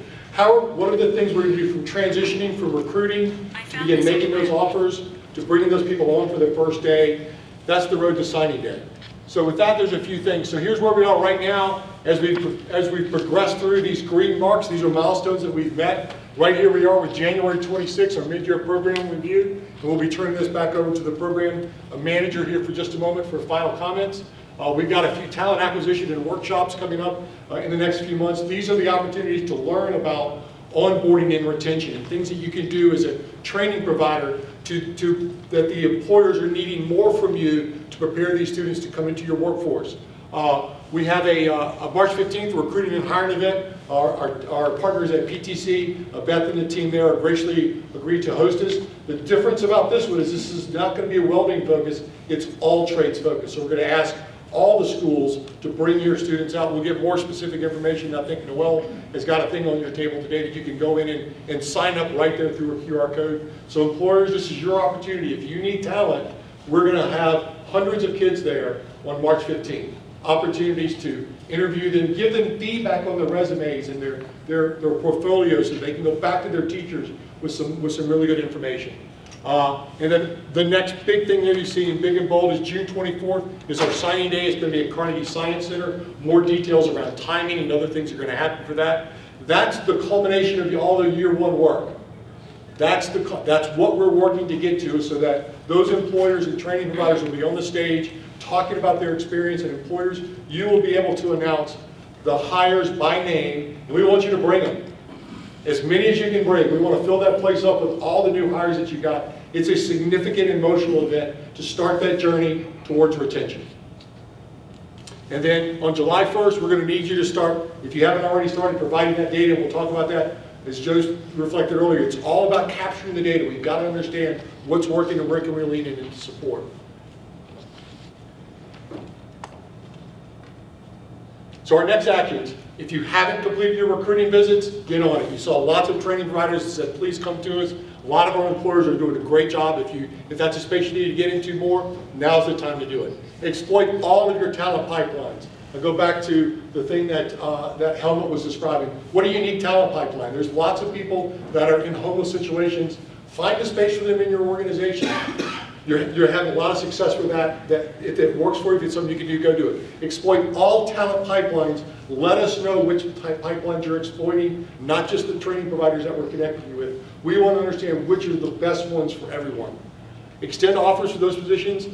Report that hiring and start data to Ken. Ken is in the back. He'll be sending you a link. We've kind of automated this to make this a little bit more transparent and easy. We're testing it with a few of our employers right now. So please begin to report that hiring data. Attend the workshops. More data is coming out about that. Our recruiting and hiring event is March 15th. And as we said earlier, if you need help with anything, we're absolutely going to come out and see you at Western area. We'd love to do those kind of things. Ask for the help. That's why we're here. Recruiting and hiring event, there's a lot more details that'll come out of that. Signing day, that's the major thing that we're working towards. So employers, we're going to give you a specific script that we're going to ask you to support. Training providers, we're going to give you a script, but it's about, we want to hear the value that you receive and your intention to continue this in cohort 2. We'll talk about that in just a moment. Hiring, how many you announced, how many you announced, and how many offers were accepted, and what pipelines you received them from, and the training providers that you connected with. We want to know how those relationships work in training, and we want to know how this helped your business. What are you receiving from this? And training providers, we want you to announce the partnerships with the employer partners, which ones were strong, which worked for you. Include the value you received from participating in this, and if you want to continue to go on this journey with us as we build cohort number 2, that starts in July, which is about my very next slide. Our mission is 50. I've told my boss we're going to have 50 employers in this. The vision is 60. So we're at 32. We got to grow that another 18 to get to 50, but I'm confident the strength of this region, this area in terms of manufacturing, and the additional support that we've added to our team, that we're absolutely going to meet the vision and blow right past that and get to the vision and maybe even beyond. We're currently seeking employer training providers to join it. If you know anybody that needs to be in this, please reach out to them. Let them know your experience and the value that you've received, and then connect it into the conversation. We started this to say, just send us their information. They're going to listen to you more than us. So reach out to them and say, call these people, get in touch with them. All cohort 1 partners, we're going to ask you to come in and do this again with us. That's your call, but we encourage you to do that. And please share this information about the program with others that you feel might be a part of that. And again, this is the Talent Pipeline Program information thing that you've all got it in your program handout there. Share that with anybody. They can go in and learn more about it and sign up with that. So Program Manager Joe Bartow, pleased to announce that we're at this place in Pittsburgh. Joshua. Joshua. Incredible power in the room. You sit here. We started this on an idea that we just had an inefficient supply-demand marketplace. A lot of employers need people, a lot of candidates out there in the pool. When you see this, we're defying that. We have the ability to connect the dots. So Command Master Chief, on behalf of the Pittsburgh region, we're asking for your approval of the mid-year program review. and we ask your permission to move to the next waypoint, which is a signing day here on the 24th of June. My takeaway real quick, Joe, I was able to listen in to a few of the speakers today, here and there as I was stepping in and out from down here. Absolutely excited about what's happening in Pittsburgh. All ahead, flame, full speed ahead on moving out from this point on. Again, regret that I couldn't be there today, but super excited to hear, especially some of my thoughts this morning, and to hear some of those presenters today be way out ahead and already thinking well past that point. So I appreciate the opportunity. I look so much forward to seeing how great Pittsburgh is. And I'm not saying you're in competition with Philadelphia, but any opportunity anybody gets to make Philadelphia and the Eagles look awful, I'm all wholeheartedly supportive of. So thank you, Pittsburgh. Thanks, Josh. And thanks for everybody for being here today. And thanks for believing. We're going to make this work. We're going to pull this together and make a difference for our communities, our people, our businesses, and our country. So safe home. We'll see you in June.